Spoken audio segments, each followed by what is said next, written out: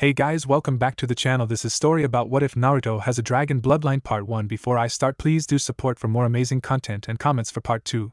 Do consider to subscribe my channel and share my video to your friends and check out the description as well. Let's start the video. Do I have to? The young man inquired coldly, yet with a hint of trepidation. He wasn't afraid of others. He wasn't afraid of anything. He just didn't like others and they usually didn't like him either. He was the last Slayer alive, an Uzumaki who had activated an ancient bloodline that had eventually been diluted through the ages. At the age of 7, he had been attacked by a group of Chunin seeking to kill the demon, the attempt on his life causing him to awaken, which was the first stage of the bloodline. After that, he fled the village and wandered around the world for the past 10 years, gradually coming to control and master his bloodline.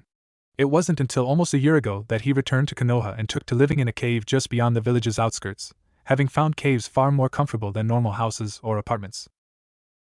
Now, however, he was being forced into attending the academy by the Sandaime Hokage in order to take the genin exam. Yes, Naruto. You can't keep hiding forever.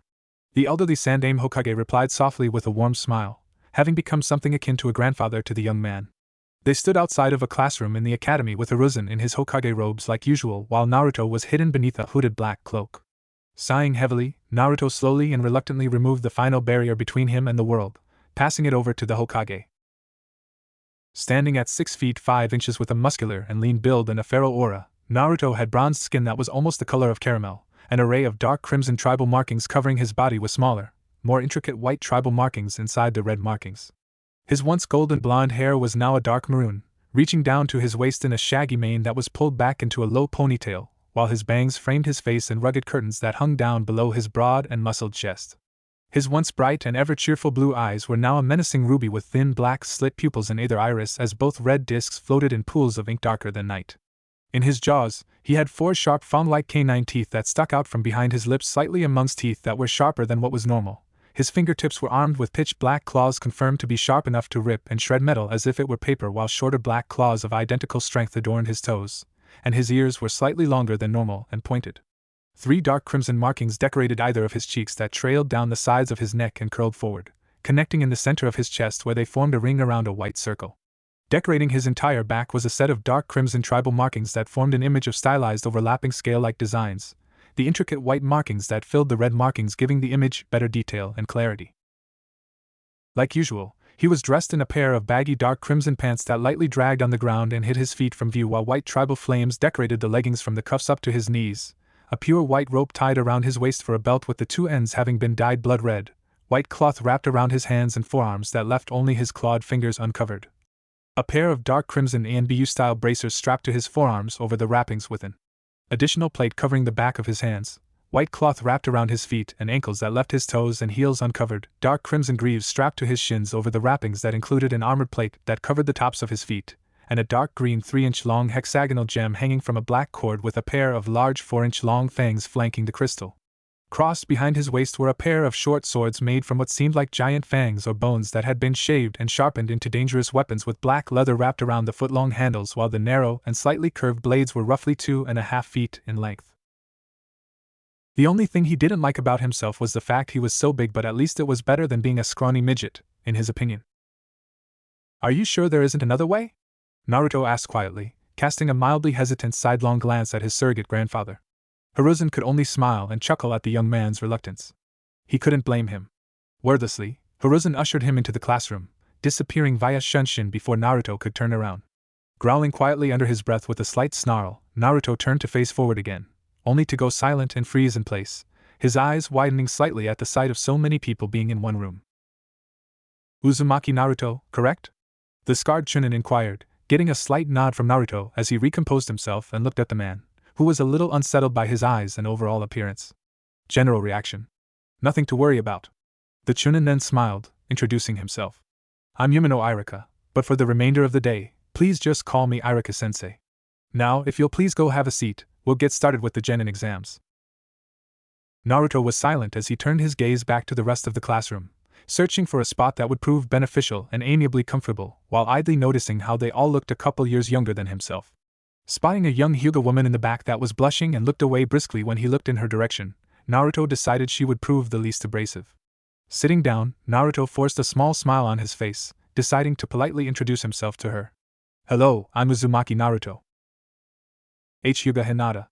And nice to meet you, and Naruto-kun, Hinata replied shyly, blushing even more furiously as she gazed down at the hands folded in her lap, fidgeting slightly.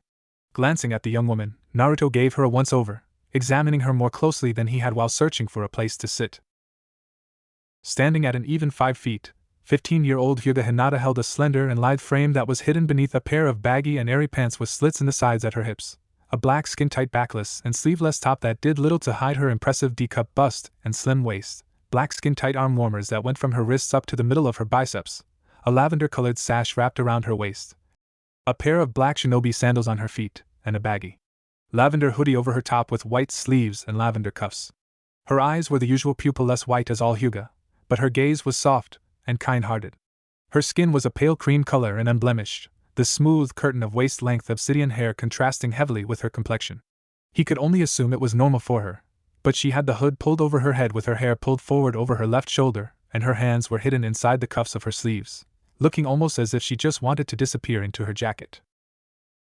Finding her to be quite beautiful, if not strangely shy, Naruto closed his eyes and adjusted his position, crossing his legs under him as he folded his hands in his lap with his knuckles pressed against each other. While not exactly meditating, it was simply something he did to relax. It also helped pass the time. The only bad thing was that he had to pay attention to how deep of a state he entered because of his powerful elemental affinities. If he reached a certain point, his elements would manifest around him, and it had a high risk of injuring someone. Especially his fire element. Maki Naruto! Iruka called out, his voice cutting into Naruto's thoughts after what felt like seconds had passed. Slowly opening his eyes, Naruto looked up at the Chunin to find the man smiling at him once more. After the man motioned for Naruto to join him at the front of the class, Iruka cradled his clipboard in preparation to grade the genin hopeful. Alright, we'll be doing the ninjutsu portion, so if you don't mind, could you perform the bunshin, henge, and the kawarimi, please? Kaga bunshin. Naruto muttered quietly without forming a single hand seal while 2 exact and solid copies of himself came into existence via clouds of smoke, all 3 simply standing there with their arms crossed over their chests. While Iruka was shocked, the Chunin had been warned of Naruto having excessively high amounts of chakra, keeping him from performing certain aspects unlike others his age. It's not like more advanced clone techniques weren't allowed. Even a couple of the students that were expected to pass knew at least one. That was when Naruto performed the henge without stating the name of the technique and making a hand seal, each of them changing into one of the 3 deceased Hokages of Konoha without leaving their previous stances, the Shodame, Nidame, and Yandame, all standing there with their arms crossed over their chests. Without a sound or hand seal, the clones dispelled their disguises before dispelling themselves a moment later, revealing Naruto to be on the left instead of in the middle like he had been earlier. Excellent. Now, I've already been told you can't perform genjutsu, but it is required that you at least know how to detect and break out of one. Iruka stated before his assistant, another Chunin, stood up and went through a couple hand seals before Naruto felt the genjutsu take hold. It was a really basic one that simply robbed a person of their sense of smell. He honestly felt insulted by the pathetic illusion and snorted, expelling a wisp of black smoke. Instantly, the illusion was broken from him, gathering a hint of chakra in his lungs to create the smoke, entirely out of habit, but it was enough to break the E-rank genjutsu. Good. You can go sit back down now, Naruto-san. Rolling his eyes, Naruto walked back to his chosen spot beside Hinata and returned to his previous posture, but this time he kept his eyes open, glancing around the room lazily. He was honestly confused as to how someone could fail that test. It was truly pathetic, really. Naruto was sure he could pass it in his sleep. Cocking an eyebrow, he noticed several of the girls in the room giving him strange looks while even more were giving the same looks towards a black-haired teen that Naruto suspected to be Uchiha Sasuke. The towering tattooed titan of an Uzumaki snorted again, dismissing the sole surviving Uchiha as nothing more than an emotionally dysfunctional and mentally destabilized adolescent. There was nothing special about him, his bloodline, or his deceased kin. After glancing over the rest of the students in the room, Naruto found himself focusing back on the girl beside him, Hinata. Everything about her was a contradiction to the general personality of her clan. Where they were arrogant and stubborn in their ways, Hinata was shy and submissive. While other Hyuga had the same solid white eyes, Hinata's were a soft and faint shade of lavender. Even the way she dressed was completely different. Albeit still baggy, Hyuga normally preferred robe-like attire while Hinata seemed to prefer something she could easily hide in. Making a mental note to assist the poor girl with her obvious self-confidence issues should they be placed on the same team, Naruto sighed quietly and focused back on the front of the class. It was only a couple minutes before they were led outside to the academy's training ground set up behind the facility. Forced to stand, Naruto simply crossed his arms over his chest and waited for his name to be called for the taijutsu portion of the genin exams. Much like the ninjutsu portion, they were being called alphabetically. This only annoyed Naruto, especially when he realized that none of the other students were all that skilled in taijutsu, with the only exception being a few of the clan heirs. A quiet, yet rumbling growl formed in his chest and throat as he realized he would be stuck with a bunch of brats that couldn't do a damn thing. He just knew it was a bad idea. Why couldn't he have just left and become a wandering mercenary or something? It would have been so much simpler and more enjoyable. Uchiha Sasuke and Uzumaki Naruto. You're up! Iruka called out. Sighing heavily, Naruto pushed his way to the front of the crowd and stepped into the designated sparring circle drawn into the soil via white chalk powder. When Sasuke stepped in, Naruto winced at the volume of the rabid fangirls screaming. Damn banshees! Naruto snarled under his breath with a snort, causing another wisp of black smoke to escape his nostrils. Facing his opponent, Naruto waited for the Uchiha to enter his taijutsu stance before slipping into his own. Bending his legs at the knee and spreading his feet apart until they were a little more than shoulder width, Naruto kept his left side to Sasuke while bending his left arm with his tensed and partly curled fingers held at his eye level, his right hand held similarly just above his right hip. Across from him, an arrogant smirk formed on Sasuke's face as he locked gazes with Naruto. The redhead's eyes narrowed with destructive anger as he remained stoic, his mouth parting slightly and letting twin streams of black smoke ooze out of the corners of his mouth. The damn brat was pissing him off. Hajime! Iruka called out. Sasuke didn't even have time to blink before Naruto made his move, digging his left foot into the ground while swinging his right foot around, purposefully dragging the claws of his right foot along the ground. Swinging the foot up as it came around in front of him, Naruto kicked some dirt into Sasuke's face, forcing the Uchiha to close his eyes and look away to avoid getting any in his eyes. While he was distracted, Naruto swiftly stomped his right foot back down before swinging his left foot up, catching Sasuke in the ribs on his right side with enough force to crack one and bend the Uchiha over his shin for a moment. Moving just as quick as before, Naruto swung his left foot back down while kicking off the ground, only to slam his right foot into Sasuke's left flank in the same manner, cracking another rib before the Uchiha was sent tumbling a few feet. Ah! Sasuke cried out in pain briefly, stumbling slightly as he got back up onto his feet while trying to ignore the pain in his sides. Glaring daggers at his red-haired opponent, Sasuke balled his hands up into fists once more and charged in for an attack. Without warning, Naruto took a single step forward and thrust his right fist into Sasuke's stomach once he was within range, doubling him over, only to retract his hand and bring his right knee up, bashing it into the Uchiha's face. As Sasuke was knocked back up into a standing position, Naruto, having cocked his right hand back again, slammed his right palm into Sasuke's chest, launching him back towards the edge of the ring. Shifting back into his beginning stance, Naruto snorted once more, exhaling yet another wisp of smoke. Scrambling to his feet, Sasuke glared at Naruto with enough hatred that the Slayer thought he was about to spontaneously combust into flames. It wouldn't do much, but it would be somewhat amusing if it actually happened. It was only a few seconds before Sasuke came at him again. You're going to pay for that. The Uchiha snarled as he attempted to kick Naruto in the head with a roundhouse with his left foot that was surprisingly swift, but not quick enough to catch Naruto off guard. Instantly, he rose his right hand and blocked the kick with his forearm before lashing out with a powerful left jab that caught Sasuke in the jaw, knocking him back again. However, Naruto didn't let it stop there and stepped into Sasuke's guard while he was disoriented. Grabbing the slightly dazed Uchiha by the collar of his top, Naruto let a fanged grin spread across his face while leaning back. Ryu no Manchu! Naruto roared before suddenly headbutting Sasuke in the face, flooring the Uchiha and knocking him out in an instant while breaking his nose. As the victor was declared by Mizuki, Iruka came running over to check on Sasuke. Snorting out another breath of black smoke, Naruto crossed his arms and stepped back. The brat is fine. Too bad his pride is going to be scarred for the rest of his life. Mizuki! Keep an eye on the class while I take Sasuke to the nurse to make sure he's okay. Iruka ordered of the other Chunin before shunshin ing out of the area with Sasuke's unconscious form. Snorting more heavily than before, Naruto narrowed his eyes and walked back to where he had been earlier, only to have a tiny hand grab his arm to turn him around. He didn't even react as a second one became a fist and struck him across the cheek, but it barely even made his head move, let alone turn his head to the side. He hadn't even felt it. The other person, however, was cradling their most likely broken hand and glaring at him venomously. How dare you hurt Sasuke-kun like that? Who do you think you are? Ami, if he recalled right, screamed. Naruto simply stared at her coldly before wrapping his left hand around her face and lifting her off the ground, a slight snarl of anger forming on his face. Those around them could only watch with hesitance and slight fear as they watched the giant easily lift someone off the ground with a single hand by holding onto their face. That, and he had effortlessly and ruthlessly taken down Sasuke, the supposed rookie of the year, with only a handful of moves. I am Uzumaki Naruto, and the last Slayer alive. I will not tolerate your attempts to hurt me and insult me, nor will I tolerate those of any other. This time, I'll let it slide, but if you do that again. Naruto trailed off for a moment, squeezing a little harder, just enough to make the purple-haired girl cry out faintly, before tossing her back to cower away from him in terror. You will soon regret provoking me and meet a swift end shortly after. Has Sleeping Dragon much? Inuzuka Kiba teased with a Kimichi Chuji.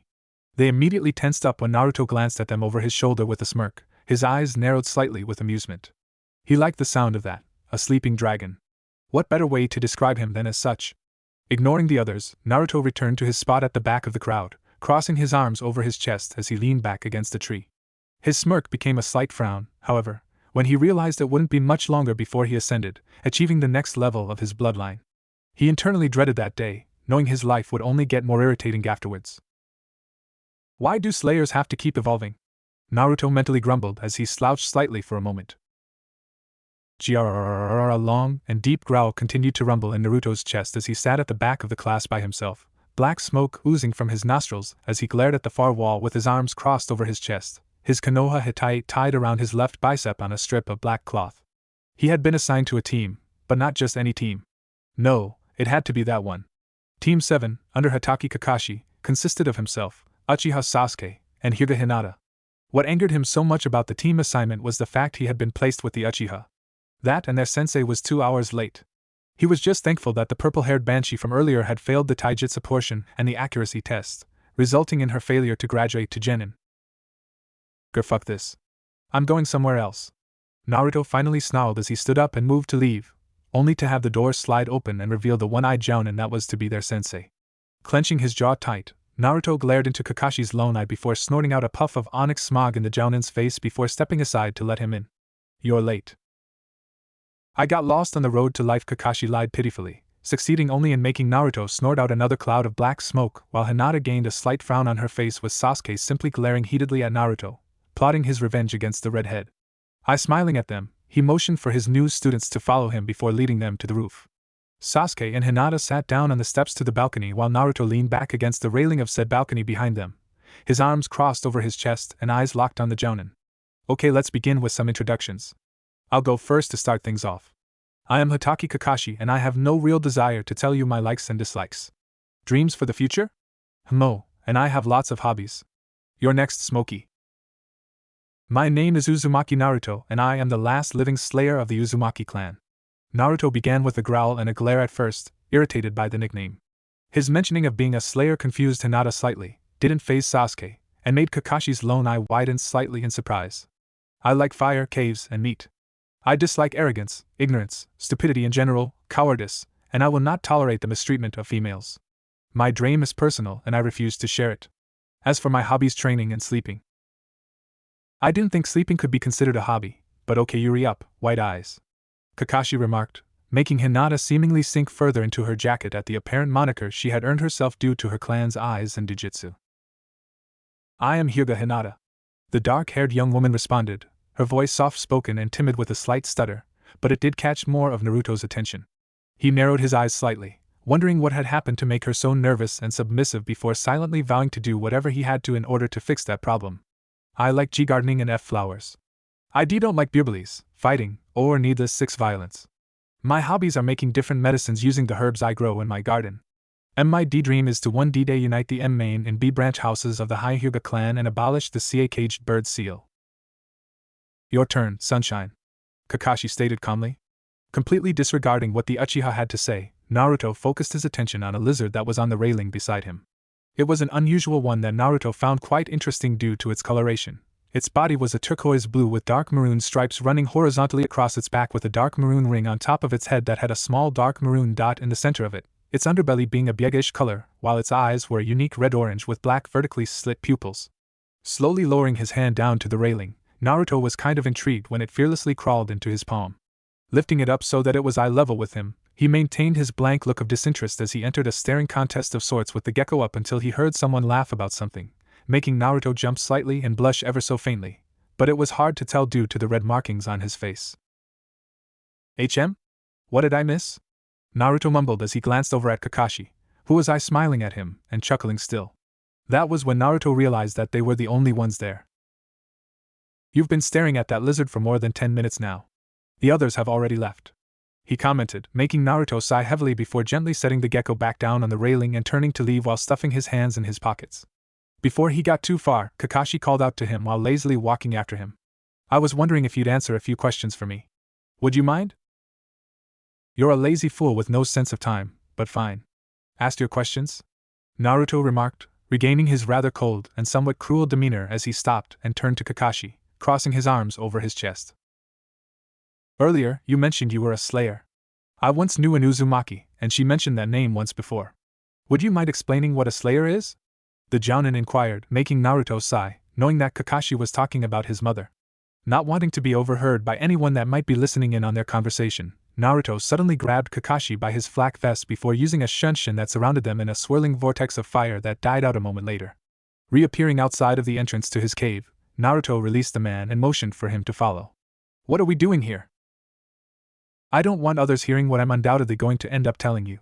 I may mention that I'm a slayer rather openly, but I like to keep the details a secret from other people," Naruto responded as he led the Jounin down the dark tunnel that had only a few torches scattered along the wall down its length, leaving large pockets of shadow.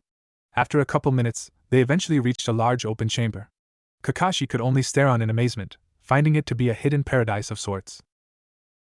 Taking up most, if not all, of the chamber was a large, natural pool of cool, crystal-clear water that was easily 200 meters in diameter with a circular opening in the ceiling directly over it almost 100 feet above that was only about 75 meters across.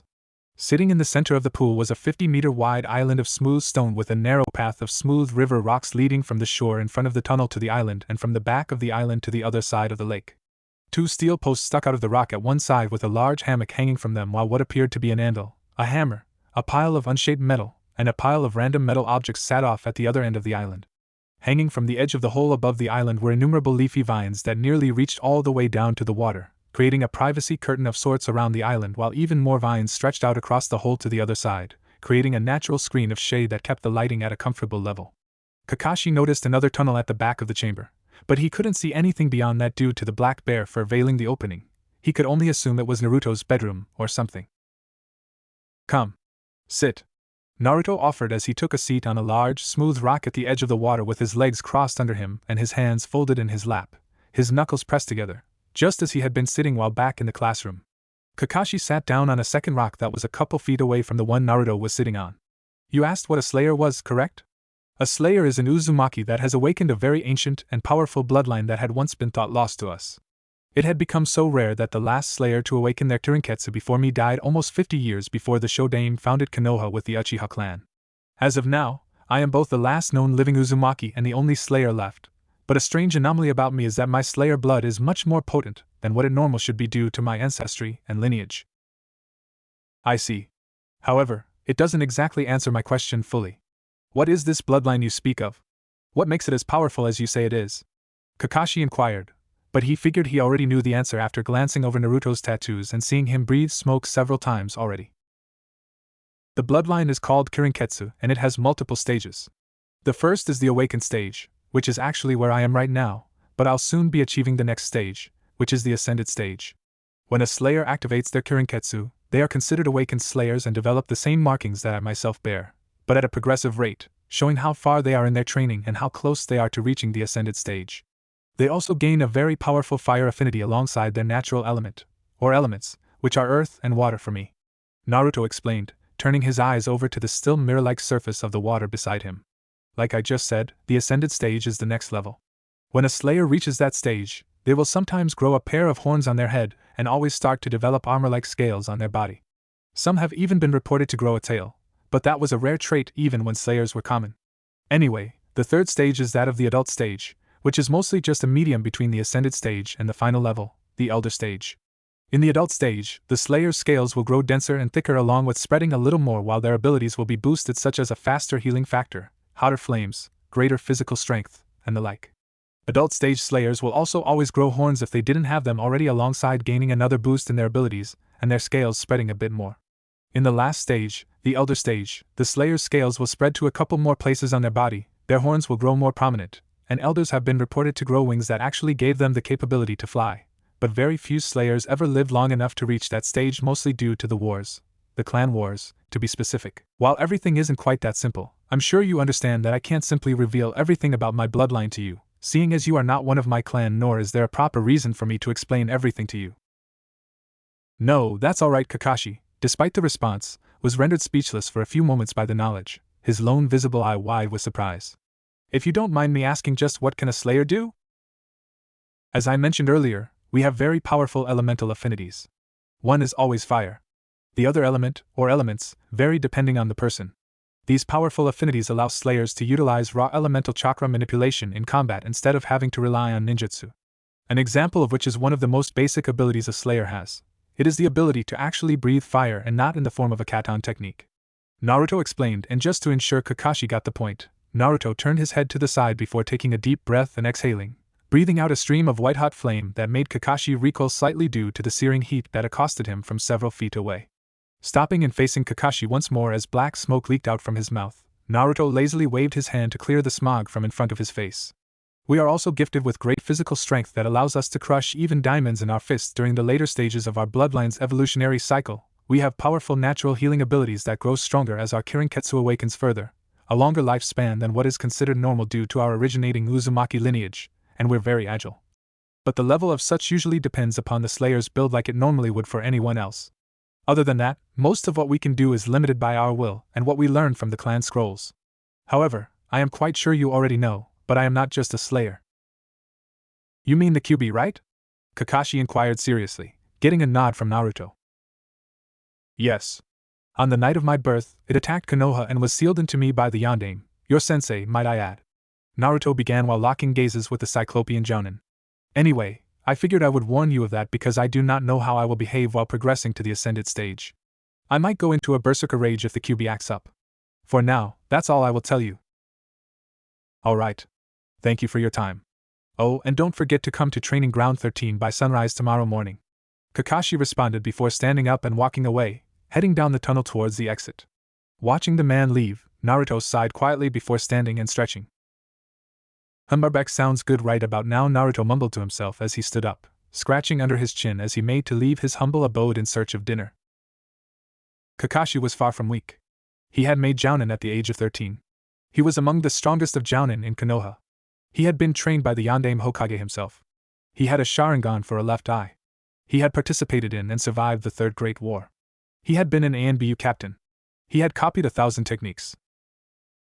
So why was he getting thrashed so badly by one of his prospective students? One that was self-taught at that? Gah! The wind was forcefully evicted from Kakashi's lungs as a large tattooed fist buried itself in his gut with the strength to lift him several inches off the ground, only to be retracted while the other came down and slammed into his upper back, smashing the Jounin down into the ground. Or rather, he would have been had he not used Kawarimi to replace himself with a log at the last second. Staring down at the crushed remnants of splintered and mulched wood that his right fist still sat in, Naruto snorted out another puff of black smoke before standing up straight again and dusting his hands off. God, that kid's a taijutsu monster. Worse than Guy was at that age. Kakashi mentally cried as he remained hidden amongst the branches of a tree, still holding his stomach in agony. He was pretty sure he had at least 3 cracked bones in his body, if not more, and that last blow he took to his stomach felt like he was just hit with an Oni's club. Sighing heavily as the pain started fading away slightly, Kakashi leaned his head back against the tree trunk. This just isn't my day, is it? Not only that, but after being backed into a corner at one point and forced to use a low-level katan technique, Kakashi had discovered a rather startling fact about his student. He was fireproof, a side effect of having such a high fire affinity. Naruto's skin was also far denser than normal due to his abnormally high earth affinity, making things even more difficult when it came to trying to cut him with a simple kunai when in close quarters, while thrown kunai and shuriken just didn't have the penetrating power to do little more than scratch and poke him, drawing only a few drops of blood at best. On top of all of this, Naruto was shockingly quick for someone of his size and had ungodly strength that, if Kakashi didn't know any better, the Jounin would have sworn Naruto had been taught by Tsunade. This is getting boring, Naruto muttered to himself. Smirking faintly to himself, he found it entertaining how Kakashi had yet to realize that the redhead had stolen the bells from the man not long after engaging him in taijutsu. What annoyed him, however, was the apparent purpose for Kakashi's little test. The man wanted them to work together, but Naruto knew that it was virtually impossible to work with the Uchiha brat, and he didn't even know the brat. He knew the team was doomed from the start, but that didn't mean Naruto was going to sit back and get sent back to the academy, which he would undoubtedly be forced to attend by the Sandaime until he was placed on another team. Creating a Kage Bunshin, Naruto watched as it grinned fiendishly before leaping into the tree line. A moment later, a loud crash was heard before a tree started falling over, only for Kakashi to flee the forest in an attempt to put distance between himself and Naruto's clone. That should keep him busy for now, Naruto mumbled before creating 2 more Kage Bunshin and passing a bell to either of them. Locate the other 2 and give them a bell. Hinata should be rather easy to deal with, but if Sasuke starts getting out of hand, just knock him out and leave the bell in his pocket or something. Hi. Both of his clones responded before taking off in search of their targets. Heading off to where his clone had chased after Kakashi, Naruto let a fanged grin split his face as he grabbed the leather-bound handles of his rather primitive-looking weapons without drawing them just yet. Coming to a stop on a thick branch in a crouch with his hands still resting on the handles of his swords, Naruto's grin grew a bit more as he watched his clone continue to simply smash through every guard Kakashi threw up in order to protect himself. It was obvious that he was better in taijutsu, but Naruto was curious as to whether Kakashi was any good at kenjutsu. Well, let's find out. The redhead mumbled to himself as he leapt from the branch just as Kakashi managed to dispel his clone with a well-placed rabbit punch to the neck, drawing his bone-like swords as he descended upon the man with a fanged grin. It seems like Kakashi is late once again, the Sandaime Hokage grumbled quietly as the other jounin that had taken up teams stood before him along with a few others that simply wanted to attend. The next moment, however, the door opened and a very exhausted Kakashi stumbled into the room, his singed clothes still smoking with small rips and tears throughout it, his lone visible eye wide and unfocused, a few scratches dotting his limbs. He was covered in more than enough bruises for an entire group, he looked rather well concussed, and he was missing his left sandal for some reason. While the crowd of jounin instantly broke out into mutterings and whispers, Hiruzen took one look at Kakashi and sighed. I take it they passed? Why ye cough yet Team 7 passes. Kakashi managed to get out, literally coughing up a bit of smoke as he sunk into one of the few chairs in the room. Walking over to the dazed jounin, Anko, with a look of unconvinced confusion, licked the tip of her index finger and thumb before putting out the small flame burning at the end of a few of Kakashi's hairs. So, you're saying a couple of genin did this to you? Impossible. The 24-year-old purple-haired Tokubetsu jounin inquired and then stated, but her look of confusion intensified when Kakashi shook his head, only for her eyes to go wide with shock, along with those of the others present, when Kakashi spoke up again. Not a team, just one great, big, brute, he corrected a bit absently and vaguely, obviously still suffering from a rather hard blow to the head, making Hiruzen smirk slightly while Anko, and everyone else in the room looked to him for an explanation. Thus, the Sandaime sighed once more. He's talking about one Uzumaki Naruto, a newly graduated genin that possesses a bloodline that not even the councils would dare to mess with. While he was absolutely serious about what he just said, Hiruzen couldn't help chuckling at the looks of shock and the whispered disbeliefs from the assembled jounin. Well, at least the ones currently capable of coherent thought. That's when the kunoichi he saw as a daughter/granddaughter decided to open her mouth. Bullshit. There is no way a fresh out of the academy genin could do this. Anko paused for effect as she jabbed a finger at the still stupefied Kakashi. To a veteran jounin, especially one of Kakashi's caliber. Anko, he's a slayer. You remember what a slayer is, don't you? Hiruzen stated calmly and patiently as if he were talking to a child. Anko blinked for a moment as she recalled everything the Sandaime had ever taught her about bloodlines, focusing on the word slayer. A moment later, she gained a sheepish look and blushed slightly, scratching the back of her neck as she turned her gaze down to the floor. The Hokage merely stared at her for a moment and sighed. You forgot, didn't you? Yeah, I did, Anko answered timidly, looking much like a scolded child at the moment. Once again, Hiruzen sighed, but this time out of exasperation. How was it possible for a grown woman to go from being one of the most talented and, in his opinion, one of the scariest females in Konoha one moment to being so childlike and innocent/immature the next? Come see me in my office after the meeting. I'll explain it to you there. The Sandaime stated before shuffling some of the papers on his desk and looking up at the gathered jounin in the room. Now, on with the meeting. Team 1? Failed. Wait. So, this kid has dragon blood running through his veins. Anko practically yelled out in shock, drawing a chuckle from Hiruzen while Kakashi, having recomposed himself and changed into a set of fresh clothes, merely sighed at her reaction. That's just its name, Anko, and while his bloodline does share a number of similarities with dragons, there is still no solid evidence that suggests it is actual dragon blood flowing through his body. Kakashi remarked, this time getting another chuckle from the Sandaime along with a knowing smirk from the elderly man. Kakashi narrowed his eye with a deadpan expression. Anko was right, wasn't she? Yes, she was. Hiruzen answered while Anko looked like she was just given a lifetime supply of dango. Who? In your face, Kakashi Baka. Anko howled with a shit-eating grin as she pumped her fists into the air excitably. Sighing yet again, Hiruzen rubbed his temples, dreading the day Anko and Naruto met. An overexcitable woman with an addiction to scaring people, sharp and or pointy objects, a strange attraction to blood, and prankster-esque tendencies paired up with a dragon-like juggernaut capable of breathing fire, a very short fuse and anger management problems when it comes to his temper, has a habit of solving problems by setting them on fire, a very vindictive side, and is also a secret master closet prankster? Konoha would cease to exist if those two became friends. Now, as I was say, Sarutobi Hiruzen was interrupted as Anko ran for the door. See ya later, old man. I've got a dragon dude to track down, was all she yelled over her shoulder before slamming the door shut behind her. As the blood drained from his face, Hiruzen slouched in his comfy chair and stared at the door blankly. The Sandame's next words would forever haunt Kakashi from then on after questioning the Hokage as to why he said them. We're all doomed. Man, I knew I should have asked for a description of the kid before I ran off, Anko whined to herself as she slouched, still walking along the road just as she had been for the past few hours. I should have asked for at least one little clue about him. At least it would have narrowed down my search.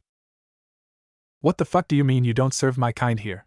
Someone bellowed from a nearby shop, drawing Anko's attention. Walking up to the shinobi weapon store and slipping inside unnoticed, Anko caught sight of a giant red-haired man covered in strange tattoos holding the store clerk by the collar of his shirt after reaching across the counter and pulling him across it to the redhead's side, still holding the smaller man by the collar of his shirt with his left hand while said store clerk's feet dangled a few inches off the ground. What? Just because I don't look like you, I'm instantly some kind of demon, you motherfucker? I came here to spend my money at your store and you're complaining? Just how stupid can you get? Holy shit, I don't know whether to be turned on by this dude or worried for the little guy, Anko thought to herself, her eyes wide with shock, before watching as the redhead closed his eyes and took a deep breath to calm down, snorting out a puff of black smoke as he raised the store clerk back over the counter and calmly set him down.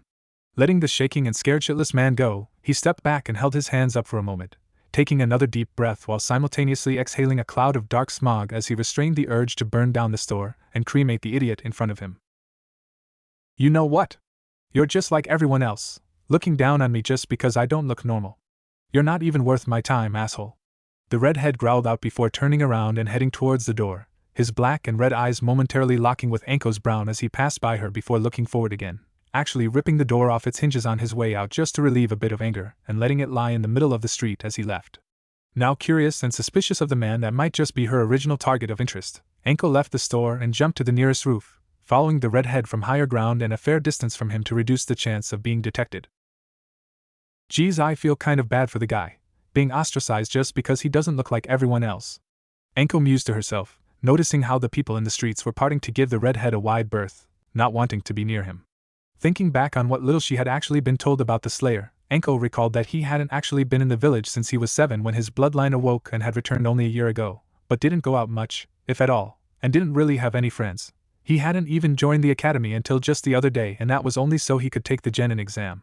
From what the Hokage had said, he apparently liked the isolation since most people were either afraid of him or hated him because of his appearance, many referring to him as a demon, freak, or monster.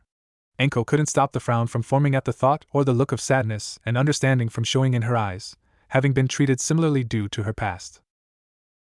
I see you found him. Someone stated from behind her, scaring the shit out of her and through power alone. Anko stopped herself from screaming while slapping her hands over her mouth. Spinning around and glaring at the person, Kakashi, Anko swore to get him back for that later. Damn it, Kakashi! Don't sneak up on me like that! Anko hissed quietly before turning back around to keep an eye on her prey, moving from the rooftop she was on into another in order to keep the unknown redhead in her sights with Kakashi following her. After a few moments of silence, Anko's mood became somber once more.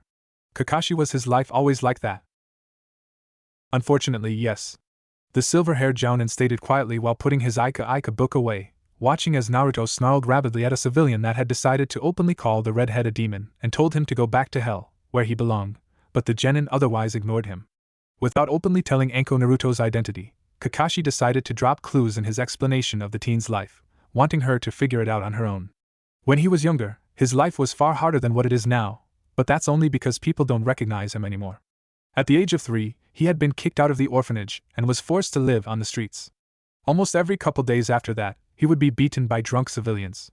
He was sold expired and sometimes poisoned food if they even sold him anything at all, The clothes he had were riddled with holes and dirty since he had to salvage them from trash cans and dumpsters, and every year, he would be hunted by mobs during the annual Kitsune festival. Wait, him too? I thought the only kid hunted around that time of year was Anko. Trailed off as she started adding things together, recalling that the Sandaime had mentioned Naruto's name back at the meeting. Her eyes widened and she looked back towards the redhead. Naruto? But that's not possible. Naruto had blonde hair and blue eyes when he disappeared, not red hair and red eyes. That's because of his bloodline. Actually, almost everything you see about him was caused by his bloodline, including his height, change in hair and eye color, and the tattoos. Kakashi informed as they changed positions once more, both following as Naruto made his way closer and closer to the forest. From what they had seen so far, the only people that didn't see or treat Naruto as a monster were those from the shinobi clans, whether they themselves were ninja or not. Both shinobi dreaded the day people discovered that Naruto was the container of the Kyuubi no Kitsune. The only good thing Kakashi saw that came out of it was the fact Naruto already lived out in the middle of nowhere, making it damn near impossible for them to find him, and his home was a cave, meaning it couldn't be burned down or anything. It still didn't help outweigh the cons of such a revelation. As they continued to follow the redhead in silence, Anko couldn't help thinking back to when she was younger and had come across a group of Konoha shinobi attacking a 7-year-old Naruto on the night he disappeared. Having only been about mid-chunin in skill and strength back then while also being newly promoted to chunin, Anko had been engaged by 3 veteran chunin that kept her from getting to and protecting Naruto, while several others continued to beat the boy. It wasn't long before she had been knocked out by one of the chunin, only to wake up the next day and discover that Naruto was gone. Unable to forgive herself for that night, Anko had gone into a mild depression before she eventually joined the torture and interrogation division, becoming one of the best they had and progressing in rank as she strove to drown out that part of her past. Now, 10 years later, Anko wasn't sure if Naruto even knew she existed, let alone if he knew she had tried to save him that night. Anko? Kakashi asked quietly, noticing how Anko's hands had balled up into fists with her nails digging into her palms. Snapping out of her thoughts, Anko turned her head and looked at the one-eyed jounin, oblivious to the fact her eyes were a little misty with tears that had been wanting to fall. Are you alright? Anko stayed quiet for several minutes as she looked back towards Naruto and noticed that they had reached the forest. Using the sleeve of her trench coat, she quickly dried her eyes and took a deep breath to calm back down. The only people she would let her emotional mask slip around were Kakashi, Kurenai, the Sandaime, and her friend Yugago. Kakashi, having been in ANBU at the time, had arrived to the scene on the night Naruto disappeared just moments after Anko had been knocked out, saving not only her, but Naruto as well. Because of that, he had her respect, and despite the fact he was always reading his perverted Ika novels, Kakashi was also one of the few that respected her as a kunoichi and a woman instead of just a piece of ass, or simply treated her like shit due to her past like most other men did. Can I have some time alone with him, Kakashi? I want to talk to him. Alright, but be careful. Naruto's temper isn't something to underestimate, nor is his strength. If he gets angry, I highly suggest you run before you get hurt, and trust me, you'll know when he gets angry. Kakashi advised the younger woman before disappearing in a whirlwind of leaves. Although a bit unsettled by the warning, Anko was undeterred and made to approach Naruto, only to be a bit late as he had vanished into a tunnel at the base of a cliff. While she found his choice of residence a bit creepy and weird, Anko took another moment to recompose herself before following after Naruto into the tunnel. Same fucking thing everywhere I go, bunch of fucking hypocritical bastards, and the old man wonders why I don't like going into the village, Naruto grumbled quietly to himself as he pushed aside the bear fur covering the entrance to his home, seeing as the underground lake and island were more like his front yard. The main chamber was more of a den with 3 extra chambers attached to it that made up his bedroom to the left, with a bathroom, a kitchen and dining room in the back to the right, a currently unused and unfurnished guest room of sorts set up in the back on the left with a bathroom of its own, and his study/library to the right. It had taken quite a bit of work and some troubleshooting when he first moved in, but his place had running water and electricity. However, his furniture was all handmade by himself, most of it being nothing more than animal furs sewn together and stuffed to form large cushions, having never liked regular furniture to begin with. Not only that, but his pending advancements in his Kurinketsu would make things difficult if he were to grow a tail when he progressed to the ascended stage, or even wings when he advanced to the elder stage, if he was even still living in the cave by that point in time, that is. Going to his bedroom, which had a massive and thick black wool fur cushion sitting off to the back left corner of the chamber that was twice as big as a king-size mattress with numerous wool fur pillows of varying shades of gray and white piled on it, Naruto walked over to his dresser, which he had taken a great deal of care into crafting out of red oak with intricate tribal dragon designs carved into the wood all over it. The wood was stained for added color and depth in the natural designs in the wood, while a clear coat lacquer gave it a proper shine and a bit of protection against any minor cosmetic damages.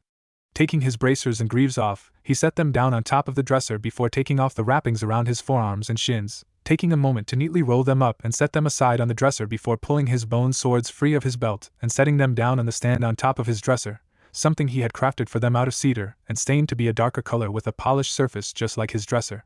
Wanting to take a nap out on his little island before starting dinner later, Naruto stepped back out of his home and was greeted with the sight of another person currently inhabiting his property and staring at his haven with wonder and amazement, idly recalling that the woman was the same one he had seen back in the store he had been in earlier. She stood at about 5 feet 6 inches with a build caught between being slim and athletic while also being curvy and alluring at the same time, mildly tanned skin, light brown eyes, and dark purple hair that seemed to be a bit longer than shoulder length while being kept up in a tight and messy ponytail that looked not unlike the tail feathers of a peacock in his opinion. She was currently clad in a form-fitting short-sleeve fishnet top that did virtually nothing towards concealing her C-cup breasts, narrow waist, broad hips, and shapely legs while a tan-brown short skirt hung from around her hips over a pair of fishnet shorts with a black belt holding the skirt in place that also crossed over the top of her left hip. Over the fishnets, she wore a light tan knee-length long-sleeved trench coat with her Konoha Hitai tied around her head on a strip of blue cloth, her shins covered with white ANBU-style greaves, and dark blue sandals on her feet. "You've got 5 seconds to explain who you are and why you're trespassing on private property." Naruto suddenly spoke up with a slight growl to his voice and a scowl, the woman jumping slightly in startlement, having not noticed his presence. "I am Mitarashi Anko. I don't know if you remember me, but Anko trailed off a moment later in a rare and unseen moment where her usual self-confidence and bravado wavered. A moment later, however, she regained her determination and continued. "I tried to save you from being attacked by some Chunin 10 years ago." "So what? You want a medal or something?" Naruto growled out sarcastically with annoyance, something that made Anko's blood boil before she forced herself to calm down.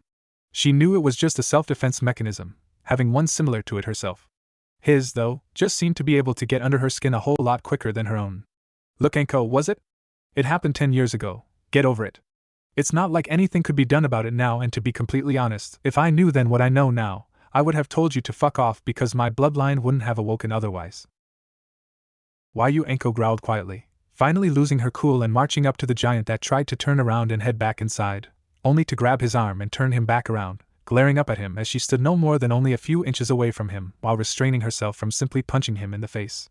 "I was going to try and see if you wanted to be friends, asshole, but you're nothing more than an ungrateful bastard that doesn't know when someone is trying to be nice to him even if that kindness came up and bit him in the ass." Naruto stayed quiet as he stared down at her with a blank expression while Anko started to calm back down, only to realize just exactly what she had said and suddenly wanted to do nothing more than to either shrink into herself or be as far away from the redhead as possible. That was when he reacted in a way she most certainly had not expected. He started laughing. It wasn't exactly a cruel laugh or even a genuinely happy laugh. It was more of a humorless, sarcastic laugh one would let out after discovering some sort of ironic truth.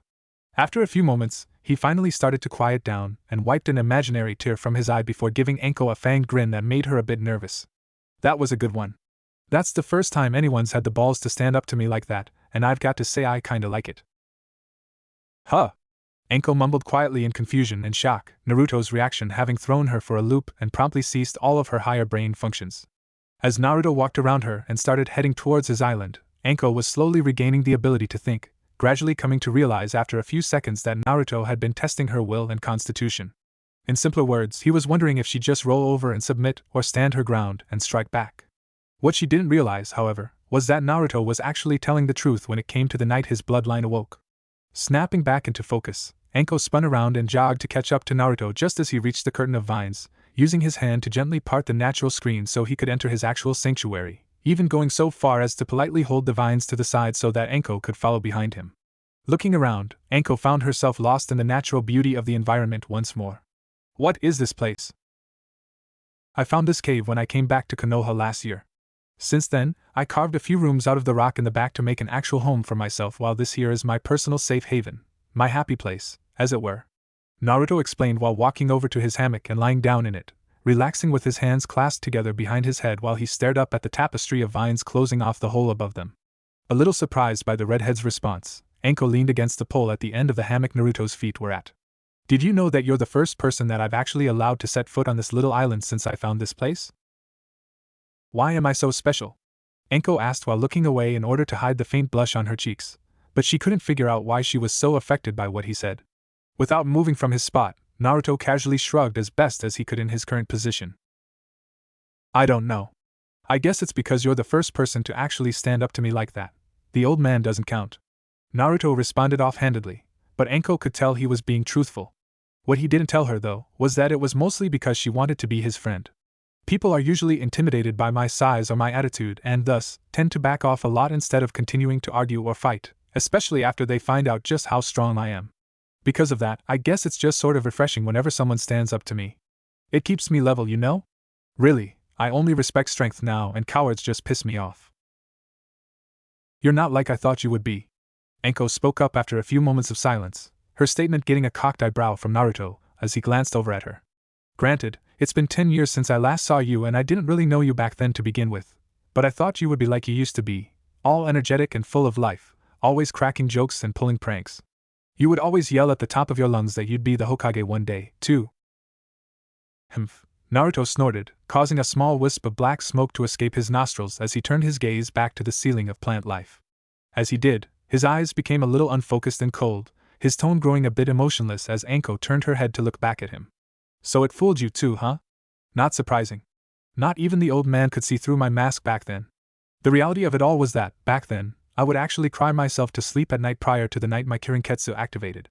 My mind was so fucked up around that time that I was actually starting to look forward to the beating simply because it meant that I still existed, that I was being acknowledged by other living beings. Outside of the beatings, most people would just ignore me with the exception of the occasional curse or thrown rock or glass bottle. Apart from the old man, barely anyone cared about me back then.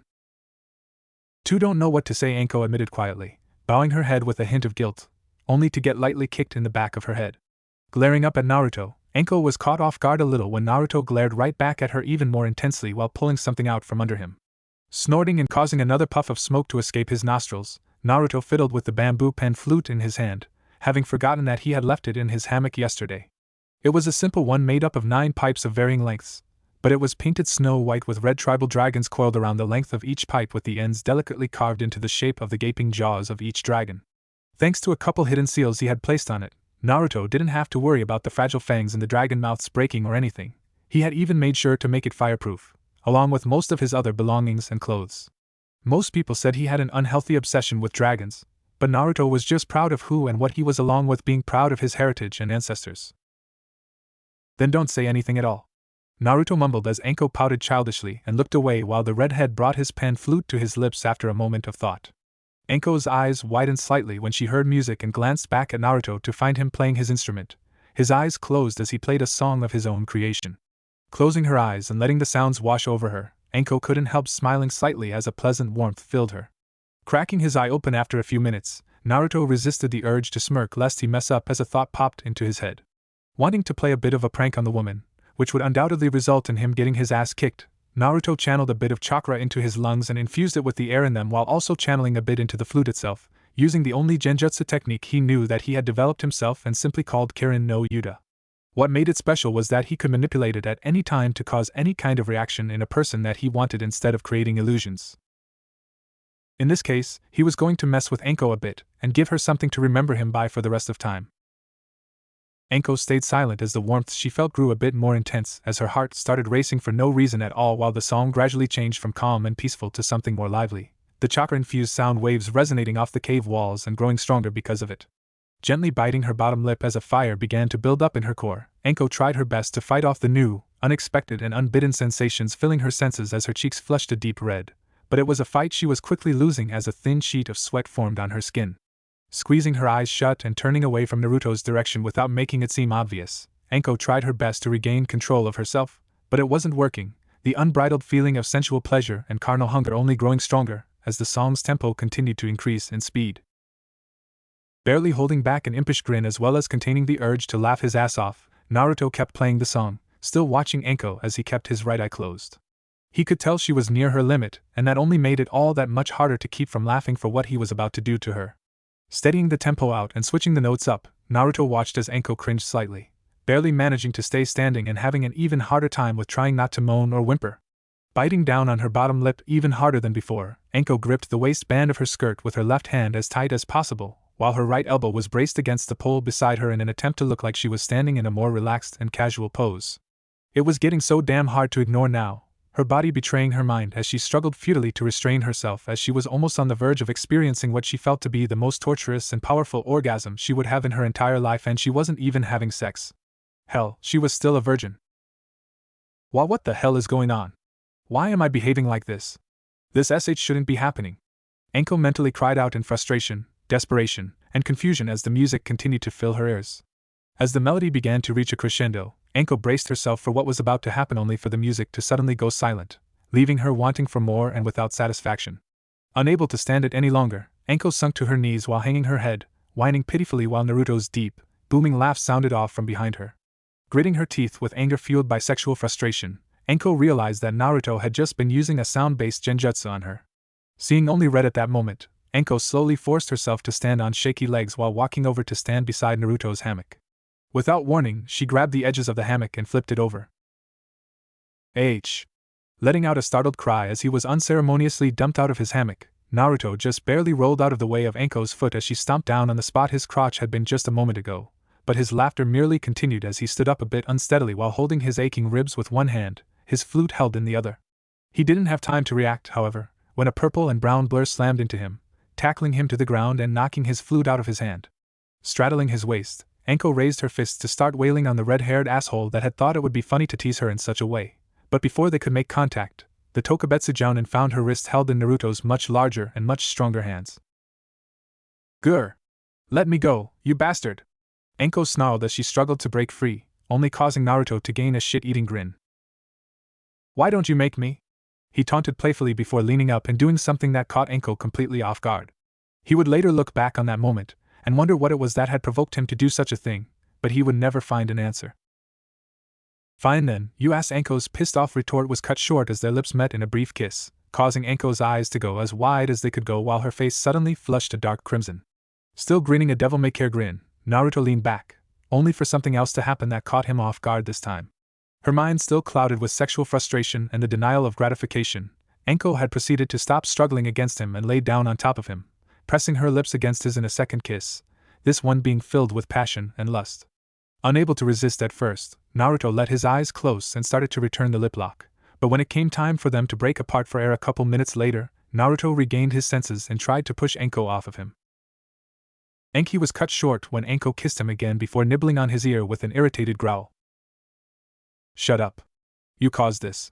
Now she paused momentarily to sit up a little more and stare directly into his eyes with their lips being millimeters apart, her finishing words whispered huskily. "Fix it." Anko had to force herself not to add a desperate please to the end of her statement, but being stubborn and headstrong, she refused to be resort to begging, no matter how painfully aroused she became. Naruto was silent for a few moments as his mind tried to find a way out of the situation he had gotten himself into, only to find none. Seeing as escape was futile and his usual answer of burn it wouldn't work, his instinctually driven mind then came up with the only solution to the problem: fix it. Anko watched as another grin formed on his face, this one being smaller and more unnerving than his usual ones, before he suddenly rolled over on top of her, pinning her to the ground under his much larger size and weight as he captured her lips in another kiss, coaxing out a long and drawn-out moan of approval from the older woman, her hands having been pinned to the ground above her head by the red head. "I was going to suggest that we move this to the bedroom. It'll be more comfortable there."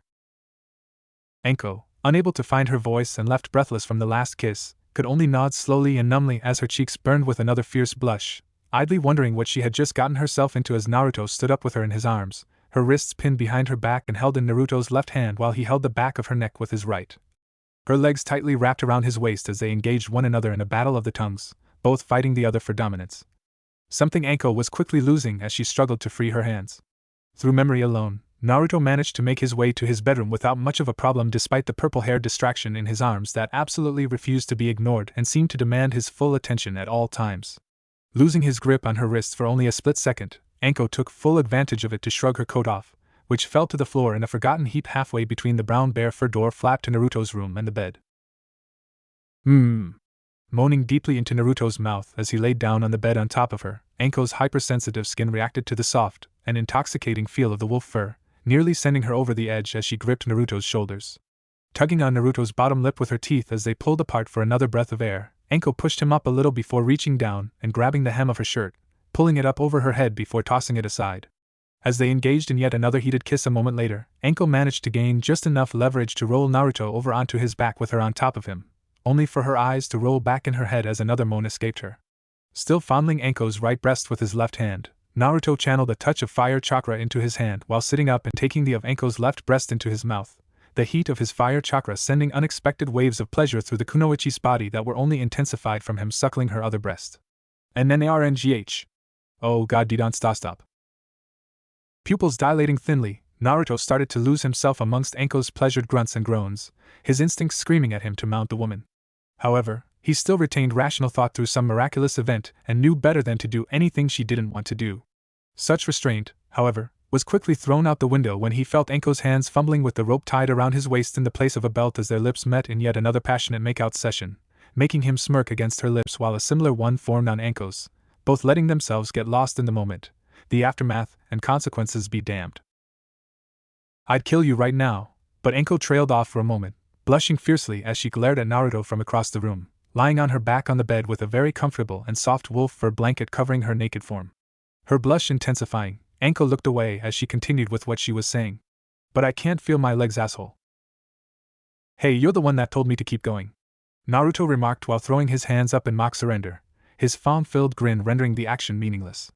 Having just got out of the shower, Naruto finished drying off and dressed himself in a fresh pair of pants identical to the ones he had been wearing yesterday. Keeping his back towards Anko, Naruto started sliding his rope belt through the belt loops on his pants as his good mood shifted slightly. Just so you know, I'm sorry. I didn't mean to push things so far. I always did have a problem with knowing when to quit. So I've noticed, Anko growled out with an even darker blush as she referred to Naruto's ungodly stamina, still refusing to look at the younger red-haired man. Sighing quietly, Naruto started binding his hands and forearms with his white cloth wrappings as he got ready to meet up with his team, sitting at the end of his bed. As he continued to quietly get ready, Anko stared at the back of her first lover as strange feelings and foreign emotions tugged at her chest, leaving her rather scared and confused. Despite being so abrupt and unexpected, Anko had thoroughly enjoyed the entire event and had been quite surprised, but thankful, when Naruto had been gentle and patient with her. She had no regrets, knowing that she couldn't have found anyone else more caring than the Slayer in front of her even if she spent the rest of her life searching, but a part of her couldn't help fearing that it had all been meaningless to the redhead. Go ahead and jump in the shower while I get started on breakfast, Naruto spoke up after several minutes of silence, cutting into Anko's thoughts as he slipped his necklace on over his head. Pausing at the doorway without looking back at Anko, who was now sitting up while clutching the covers to her chest, Naruto said something else that made Anko's heart flutter and skip a beat. You're welcome here anytime, Anko. This place is now just as much your home as it is mine. With that, he was gone and Anko was left speechless in his wake, a look of honest shock and surprise on her face as she stared at the now motionless bear fur that hung down in front of the opening. A small smile of genuine happiness formed as her eyes watered slightly with tears of joy, letting her mask fall completely in the sanctuary she had lost her virginity in. Although in a roundabout and rather unorthodox, but pleasant way, Anko had found acceptance with another person. Maybe not love, but she had another precious person and, apparently, so did Naruto. Forcing her emotional mask back into place while she hurriedly dried her eyes before Naruto saw them, just in case he came back into the room for something, Anko decided to see if she could make it to the bathroom for a nice hot shower. Moving to the edge of the bed, Anko experimentally put her bare feet on the smooth and level natural stone that made up the floor, shivering slightly from the cool feel of it on her warm soles. Biting her bottom lip as she smiled at the memories of how she lost feeling in her legs, the Tokubetsu Jounin threw the blanket aside and slowly pushed herself up until she was standing, noticing how she was still a bit sore, numb, and weak, but still capable of standing and possibly walking, which was proven correct after making her way to the bathroom. As she turned on the water to the shower and let it heat up before stepping under the warm streams of liquid, Anko's mind traitorously flittered back over to the redhead, making her frown slightly as she thought about how he might feel towards her and what happened between them yesterday, last night, and earlier that morning. Now that she actually thought about it, her lack of proper feeling in her legs really was her own fault. Out of all 19 rounds, she had been the one to instigate every last one. She was actually a bit surprised by her own stamina, considering that she had never had sex before, but she blamed it on her ninja training. Shaking her head and ducking under the water, Anko focused back on her previous line of thought.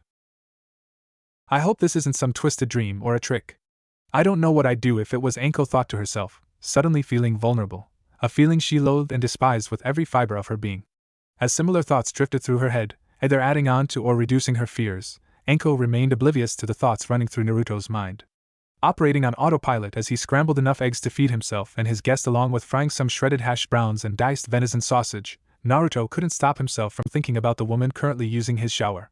He couldn't stop cursing himself for what he did, having undoubtedly ruined his chances of ever becoming friends with possibly the only person that actually wanted to be his friend without already knowing him from some point in the past.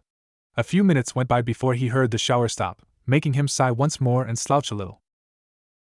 Here's to hoping that she doesn't hate my guts, Naruto thought to himself sourly with a faint grimace, straightening out his expression just seconds before Anko stepped out of his bedroom a few minutes later in the clothes she had worn yesterday, which he had a shadow clone wash in the lake last night before drying them with a good bit of heat generated from his fire chakra.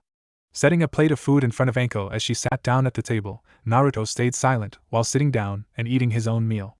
Breakfast was a silent affair, something that they were both thankful for and cursing at the same time as it only made things feel all the more awkward. After they finished eating, silence continued to reign supreme in Naruto's home as he washed the dishes while Anko simply stayed sitting at the table. When he was done, Naruto leaned against the counter, staring down at the empty sink. Time to face the music. I've got to go meet my team now, but you can stick around and make yourself comfortable if you want. Like I said earlier, this place is now just as much your home as it is mine. Naruto stated calmly as he started making his way to the door with Anko following him out. Pausing just outside, Anko forced herself to grab his arm to stop him from leaving right away. Turning around and looking at her, he found her staring down at the ground as she kept her hand on his arm, her grip tightening slightly. Not even given a chance to worry about what she was going to do or what she was thinking, Naruto felt Anko's other hand gently grab his necklace and pulled on it to make him lean down before she suddenly kissed him on the cheek, leaving him surprised as his cheeks flushed slightly. Thanks for everything. Anko muttered nervously and shyly, a faint smile on her lips as she refused to look up at him. Letting go and walking away from him, Anko put her mask back into place before turning around and giving him a devious smirk that spoke of causing him pain. Don't think this changes anything, asshole, so don't get any ideas. I'm still pissed at you for what you did to me. With that, Anko turned back around and ran out of the cavern, leaving a stunned Naruto behind. Lightly touching his cheek where she had kissed him, Naruto blushed a little more before snorting out a puff of smoke and recomposing himself. Stuffing his hands in his pockets, Naruto left his home and started heading to Training Ground 13 to meet with his team, but for the rest of the day, no one could figure out why he was grinning. Hey, Kurenai? Can I talk to you about something? Something that stays just between us? Anko inquired a bit nervously as she and her best friend, Yuhi Kurenai, sat in a booth at the back of a shinobi-only bar they usually frequented while enjoying some sake. Caught by surprise by Anko's sudden change in mood, Kurenai became worried for her friend, who usually called her Nai-chan whenever they were hanging out. Yeah, of course, Anko. What's wrong? Well, that's just I don't know. Anko responded softly before eventually explaining what had happened between her and Naruto the day before and that morning. While she was angry with the redhead for seemingly taking advantage of her dear friend, Kurenai managed to calm down a little after she was told about what Naruto had told her and how apologetic he had been for his actions. He wasn't off the hook in Kurenai's opinion, but she would at least give him a chance to explain himself when she got a hold of him. After voicing such thoughts, however, Kurenai was once again surprised by Anko's response, which was actually a bit defensive of the Slayer. Leave him alone, Kurenai. I know he was being honest and it wasn't like I gave him much of a choice yesterday. Why are you defending him, Anko? He took advantage of you. Kurenai retorted, unable to figure out why Anko was standing up for the guy. Feeling insulted, Anko glared at her friend. He may have gotten the ball rolling at first, but I was the one that took advantage of him, Kurenai. Anko snapped sharply, actually making Kurenai flinch slightly. Ignoring it, Anko turned her eyes back down to the small dish in front of her, staring at her reflection in the alcohol before quickly downing it. He even offered to let me stay at his place whenever I want, and I could tell that he didn't have any ulterior motives when he said it. Either's a good guy, Kurenai. We might have gotten off to a weird and rocky start, but he's really nice once you get past his sarcasm and short temper. He's honest, too. That's something you can't find nowadays. An honest man that doesn't have a problem with speaking his mind. It's even rarer when you factor in that his life was far harder than anyone else's could ever be. I am surprised he hasn't snapped yet. What do you mean? Kurenai inquired, only for Anko to shake her head negatively and ignore the question. Bidding her friend good night, Anko left the bar and started heading back to her apartment, her mind still stuck on the red-haired young man. Elsewhere, that same red-haired shinobi was lying in his hammock, reading one of his mother's journals. Like most of her other handwritten journals, which were more like guidebooks that she had started reading just after finding out that she was pregnant with him, it was categorized into a particular subject. One thing his mother had always kept hidden from other people was the fact she herself had been a slayer, but her Kirinketsu had only partially awoke, leaving her unable to progress in their bloodline and without the usual signs of their bloodline activating: the tattoos, eyes, claws, fangs, ears, etc. However, she was still very knowledgeable about them since a large number of known slayers in the past came from their direct ancestry. This particular journal just happened to be about slayers and their unusual and always unexpected/unorthodox courting methods and rituals. Since they were the closest thing he had to a mother's helpful advice, Naruto read them religiously, turning to them for assistance whenever he had a problem he couldn't solve the simple way by burning it to ash, which turned out to be a common personality quirk for slayers. They were almost always temperamental, and when added with the ability to breathe fire, it only made things worse for those that were the targets of a slayer's anger. Pushing those thoughts aside for the moment, Naruto focused back on the book in his hands and reread the page he was on. For us slayers, love at first sight doesn't exist. There's no destined soulmate or true love for us. When a slayer finds the person they would love for the rest of their life, it is usually under the most unexpected circumstances. An example of which is when I met my husband. When we were younger, I was naturally hot-headed and literally had no mental filter between my brain and my mouth. Still don't, really. Because of that, I was a hard person to get along with, and my husband, your father, was one of those people that didn't get along with me very well. That all changed one day when our tendency to clash, as it were, reached an all-new high, resulting in a rather vicious fight between us. We both suffered at least one broken bone, a large number of cuts and scratches, an even greater number of bruises, and a few nasty burns, in your father's case. Despite all of that, we shared our first kiss almost immediately after we stopped fighting. While we would still have our occasional disagreement or argument that would often end in a brawl between us, we were still head over heels in love with one another, and we were inseparable. Nothing could split us apart. Not even when I would banish him to the couch, embarrassingly enough. I would always end up caving during the night and sneak my way into the living room before lying down beside him. I can only hope and pray that you find your mate like I have. I know I've mentioned it before, but if you're reading any of these journals, I'm no longer alive and Minato probably isn't either. If so, then I can only apologize because I know your life will be hard and cruel, but don't let it get to you. You'll find that special someone, and trust me when I say this, but you'll know who it is when that pain and discomfort of living such a brutal life is suddenly lessened just by their mere presence. Now, don't get me wrong, your mate won't necessarily be someone that you absolutely can't get along with like it was with me and Minato, but they will most definitely be just about as stubborn as you are and undeniably aggressive in certain areas. Really, Kaa-chan? Naruto mumbled with a sigh, closing his eyes as he leaned his head back and tried to get the unwanted mental image out of his head.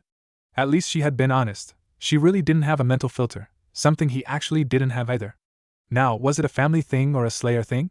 Deciding to think about it another time, Naruto closed the leather-bound journal and tied the string around it to keep it closed, having read enough for the night. Leaving it lying on his chest, Naruto put his hands behind his head and stared up at the night sky through the weaving vines as the crescent moon shined down through it.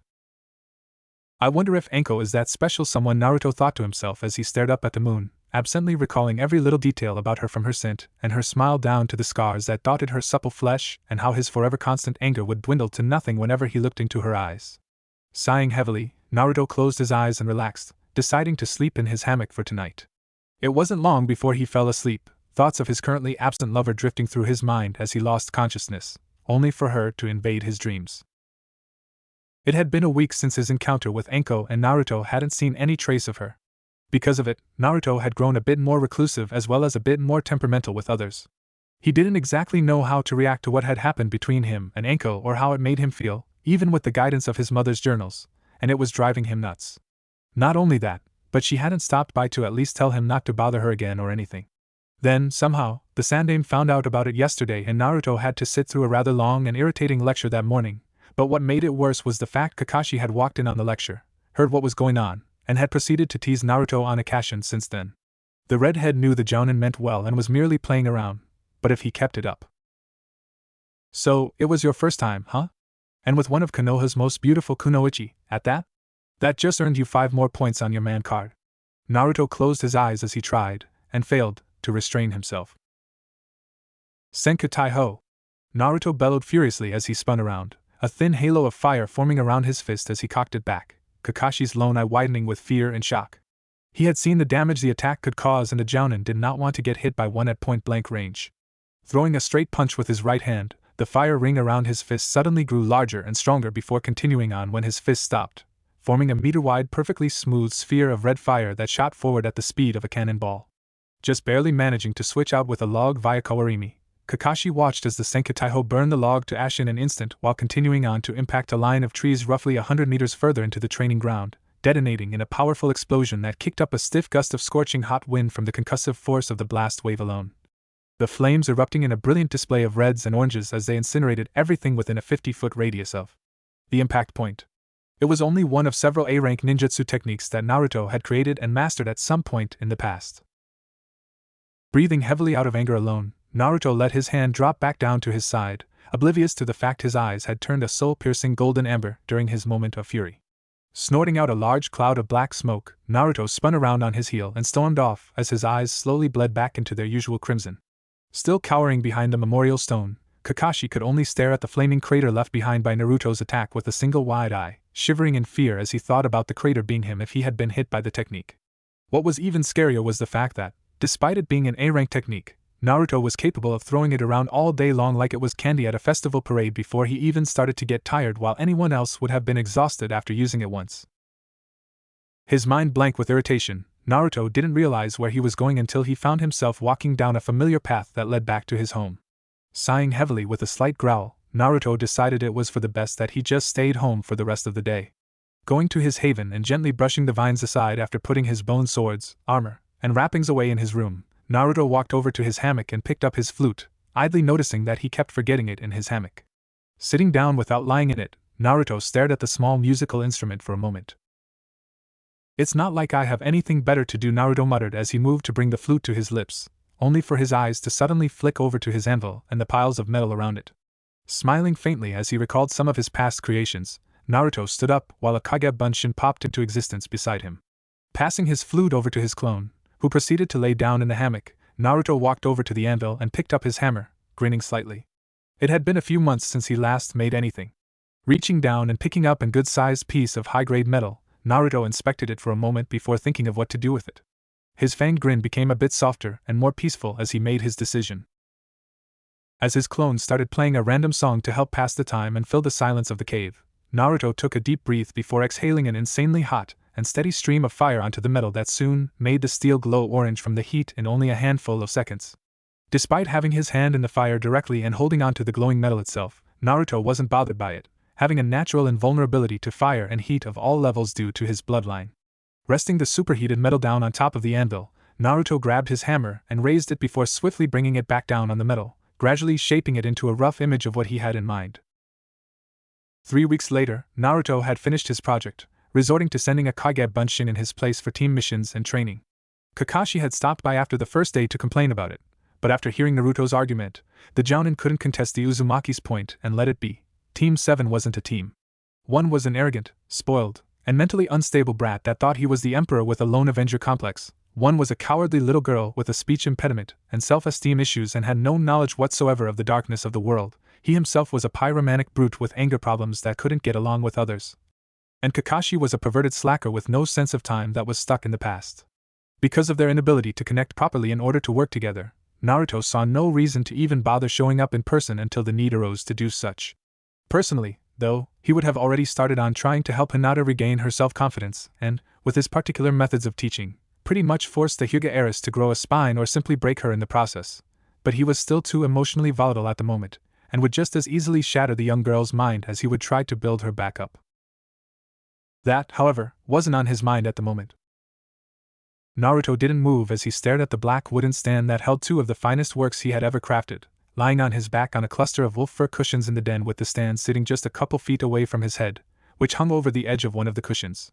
The stand, which he had made as well, held a wakizashi with a deep crimson blade that bore snow-white stylized flower petals drifting across the blade on either side of it, no guard, and a deep crimson wooden handle that seamlessly connected with the deep crimson wooden sheath that came with it, a pattern of more snow-white stylized flower petals dancing along the length of the sheath as if they were blowing in the wind, just as they were depicted on the blades.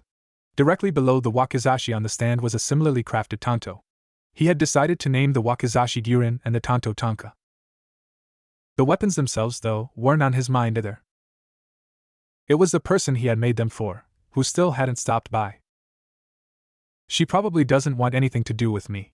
Not that I blame her, Naruto thought to himself before sighing heavily and getting up, setting the stand and both blades on a shelf in his room before stepping outside, his head bowed slightly and gaze lowered. Naruto?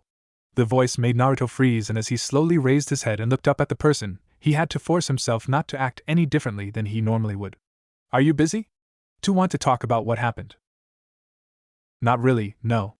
I was fixing to go get something for dinner, but that was about it. Naruto responded as he took a moment to examine Anko, noticing that she seemed a bit nervous.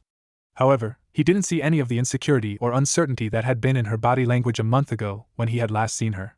At the mention of food, however, Anko's stomach suddenly growled and she couldn't stop the fierce blush of embarrassment from forming on her cheeks, looking away shyly. Smirking with a slight chuckle, Naruto shook his head as he started walking towards the tunnel that led out of the cave, gently putting his hand on her shoulder as he paced. Come on. I'll be nice and let you pick. Hell, I'll even pay. Consider it compensation. He never saw the evil look in Anko's eyes or the bit of drool at the corner of her mouth as she followed behind him, thinking about how much dango she'd be able to get. Alright, speak. What's on your mind? Naruto spoke up after internally complaining about how empty his wallet was now. Granted, a good bit of the cost at the dango stand Anko took him to was from himself due to his much larger appetite, but they had also stopped by a bar Anko frequented before ordering a case of sake along with a few extra bottles.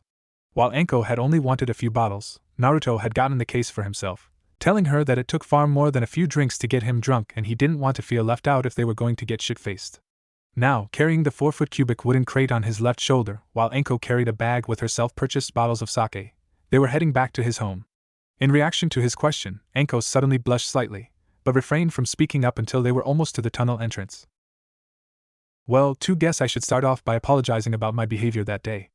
I guess I was a bit forceful at times and I didn't exactly give you the chance to calm me down, so I am sorry. Anko finally explained as they passed through the tunnel and came upon the path of river rocks that led from the shore down to Naruto's island. Snorting out a puff of smoke, Naruto smirked again and shook his head, his reaction confusing Anko and irritating her a little. And just what's so funny? I'm trying to apologize. For nothing. Remember what I said when we first met? Naruto finished and then questioned, confusing Anko a little more. Rolling his eyes, Naruto set the crate down before turning back towards the woman, who was opening up one of her bottles of sake while Naruto took one out of the crate for himself. I like it when people stand up to me, so there's nothing for you to apologize for. Besides, I should have been more forceful myself and made you calm down. Either that or I shouldn't have kept up the teasing like I did.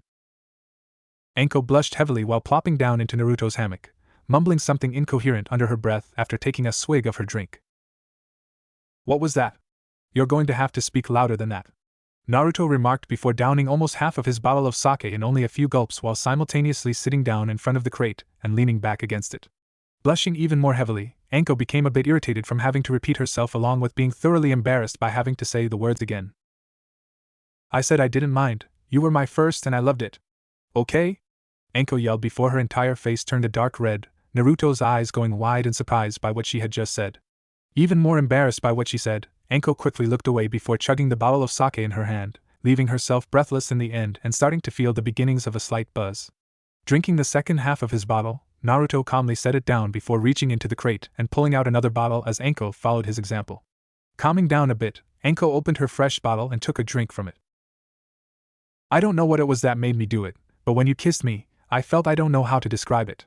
It was like a jolt of electricity that shot through me and suddenly, everything was so much clearer.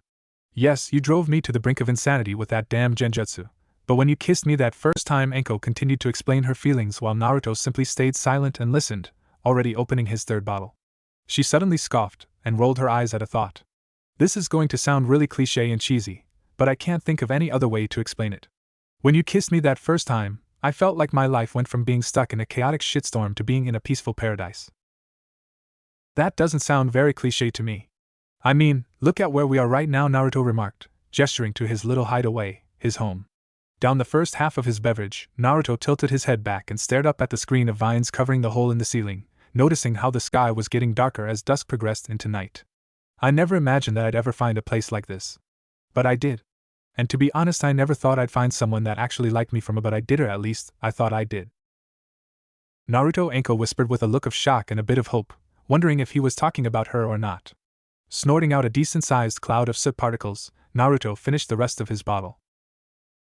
Yeah, the old man was right, Naruto mumbled with a humorless smirk and a slight shake of his head as he grabbed himself another bottle of sake. Deep and emotional thinking just doesn't suit me very well. Well, I think it does, Anko mumbled out around the opening in the bottle, her words going unheard as she, once again, averted her gaze to somewhere other than Naruto. That was when Naruto thought of something, wanting to redirect the conversation from melodramatic emotions to something more lively and entertaining. Like a drinking game. Hey, Anko. Do you know how to play three-man? Naruto inquired while seemingly pulling out a couple dice from thin air. Cocking an eyebrow, Anko slowly shook her head negatively, uncertain as to what Naruto was planning. Said Redhead only started grinning impishly. Don't worry, I'll teach you. Anko sighed with an odd mix of contentment and boredom, currently lying in bed with Naruto, who was still passed out. While she had only had a couple bottles last night, and didn't get too drunk nor did she suffer from a hangover, Naruto had helped himself to well over 3 dozen, leaving him unconscious for a good while. Unlike the last time she woke up in the redhead's bed, she was still dressed in her dark purple panties and her fishnet top while Naruto himself was still dressed in his pants. Looking around Naruto's bedroom and actually paying attention this time, Anko saw things she hadn't seen last time. One wall was completely hidden behind a couple bookshelves of similar design as his dresser, each one completely filled with scrolls and books, while on the wall beside the bed, there were a handful of shelves that held a number of objects. That was when her eyes caught sight of something red on one of the shelves and got curious. Gently slipping out from under Naruto's arm and getting out of bed, she walked over to it and found it to be a beautifully decorated wakizashi and tanto, only to notice something carved into the stand that supported both items and proceeded to read it out loud to herself, but quietly so as not to disturb Naruto. Like the petals of wilting flowers, droplets of blood shall fall from thy blades. Wow, impressive. Anko muttered before reading the names to both weapons, the kanji having been carved into the stand just beneath where the handles were resting, Gyurin and Tanka. Gently lifting the wakizashi, Gyurin, from its cradle, Anko tenderly held it in her hands and slowly unsheathed the blade a little bit, only to gasp quietly when she saw just how well made it was along with the design on the blade, which she realized was actually stained red somehow instead of being painted like most others would be. Even the petals had been stained into the metal. From the bed, Naruto couldn't help smiling slightly, glad to know that she liked them. Now he just had to figure out how to give them to her. He had woken up almost as soon as she slipped out from under his arm and, after seeing what time it was, had sent out a Kage Bunshin to deal with his team for the day while Anko was distracted. Do you like them? He asked suddenly, making Anko squeak and jump slightly out of startlement. Blushing furiously, Anko sheathed the blade again and set it back on the stand before turning back around to Naruto, nodding slightly. Yes, they're beautiful. She answered before suddenly shivering a little bit, finally noticing that it was a bit chilly in the room. Crawling back into bed and under the covers, Anko quickly snuggled up against Naruto, who was always unnaturally warm and made her think of him as a human space heater. Looking up at him as she started to warm back up, Anko rested her chin on his chest. Where did you find them? They must have cost a fortune. I didn't find them and I didn't buy them. I made them. Naruto's answer shocked Anko to her core, prompting him to give her a fanged smirk at the look on her face. What? You think I have that anvil and metal out there for decoration? I've been forging weapons for almost 6 years, Anko. I originally took it up in order to better train my fire affinity, but it eventually just became a hobby and an extra source of income on the side. You're just full of surprises, aren't you? Anko mumbled with a huff before resting her head on Naruto's chest, pressing her body flush against Naruto's with her hand resting on his chest, a small sigh of contentment escaping her as she smiled softly, her brown eyes closing tiredly. Yuri really comfy, you know that? I'm what? Naruto muttered quietly with surprise, actually blushing a little. Being called comfy wasn't something he was used to hearing. In fact, it was the first time anyone had called him that or anything close to it. However, instead of answering him, Anko yawned tiredly as the warmth coming off of him was starting to lull her back to sleep. Turning over on her side with her back to him and curling up slightly with her head resting on his shoulder, Anko started dozing off. Smiling slightly, Naruto hesitantly rolled onto his side as well and wrapped an arm around the small female, holding her flush against him. It was still kind of early in the morning and they hadn't gone to bed until late last night, so he guessed that a few more hours of rest wouldn't hurt.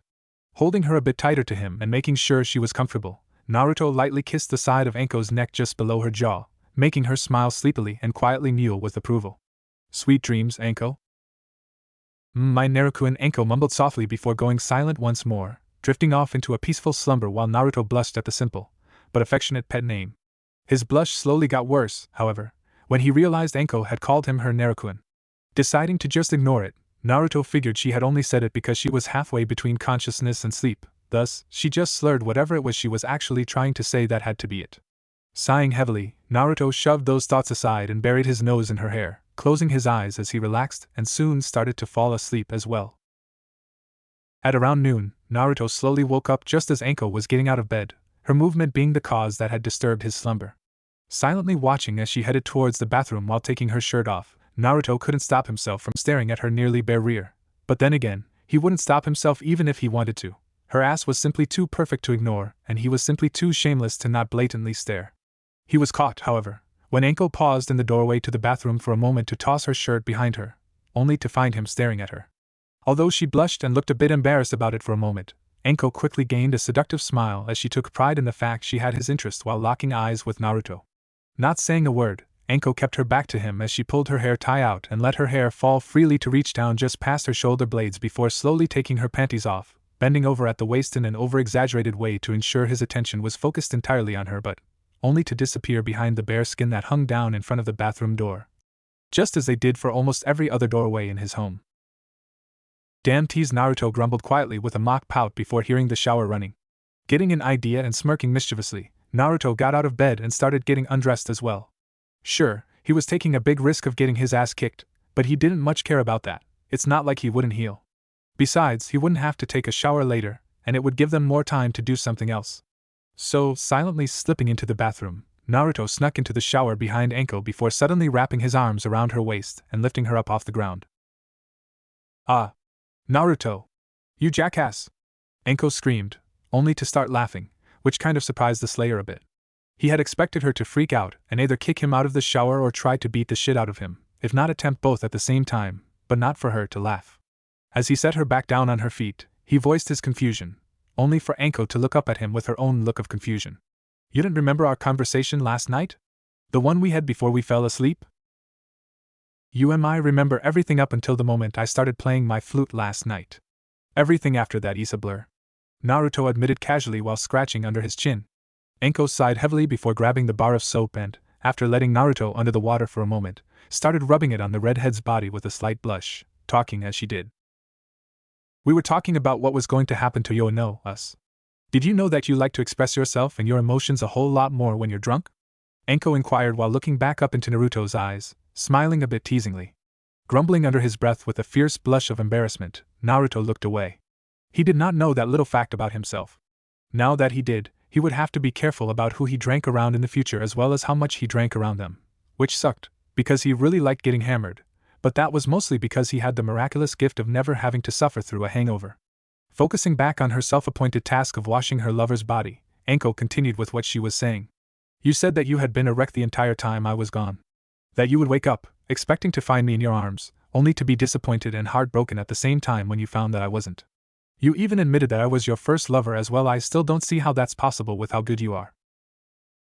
Naruto said nothing as his blush only worsened while still glaring at the wall, something that made Anko snicker, glad to know she was still able to tease him about something. While a bit difficult, she now knew that it wasn't impossible to embarrass the giant, and she was going to enjoy herself while doing so on occasion. While she finished with him, Naruto ducked back under the water to rinse off before taking the soap from Anko's hand and giving her a brief kiss before she could attempt any sort of protest or objection. A moment later, and it was now Anko's turn to blush once more as Naruto returned the favor by washing her body for her, standing behind her as he did. She was silent for a couple minutes until after Naruto was finished, and she rinsed off, setting the bar of soap back in its proper spot on the wall. Naruto stayed behind her with his arms gently wrapped around her, letting her lean back against his chest as they simply relaxed under the warm rivulets of water for the moment. "I practically confessed my own feelings for you too. I told you that the reason I didn't come by or anything was because I was afraid. I didn't know what I was feeling and it scared me. Plus, I didn't know how you felt about everything. I was afraid that what we shared that night meant nothing to you." Anko paused slightly at that moment with a frown as she looked down, only to suddenly feel Naruto's clawed fingers cup her chin and tilt her head back before he captured her lips once again. Moaning softly into the tender and loving lip lock, Anko was left breathless and stunned when they broke apart after only a few seconds, her eyes glazed over as she stared into Naruto's. "What we shared, while unintended, is something that I'll cherish for the rest of my life, Anko. For the first time, I was able to feel love and everything that came with it, and not in a familial way, either. It was a love between mates. Whether we stay together or never see each other again after this, just remember that every time I look back on what we shared, I'll think of you and I'll smile. If you want to be with me, we can go at whatever pace you want, so long as you're happy. I know I am just by having you near me." Naruto, who hadn't broken eye contact the entire time he spoke, finished by kissing Anko again with more passion and emotion than before. Moaning softly, Anko slowly turned around and pressed herself against him, either one wanting the moment to end. As they slowly separated, Anko couldn't stop the tears from welling up in her brown eyes as she smiled up at him. Seeing the tears, however, Naruto started to worry that he might have said something wrong, but before he could try to apologize, Anko pulled him down once more and gave him a soft kiss on the lips that lasted for only a moment. "You said those same exact words last night, all the way down to the kiss. At first I had thought it was just the alcohol, so I didn't think much of it. Now, though, I know that it was your heart."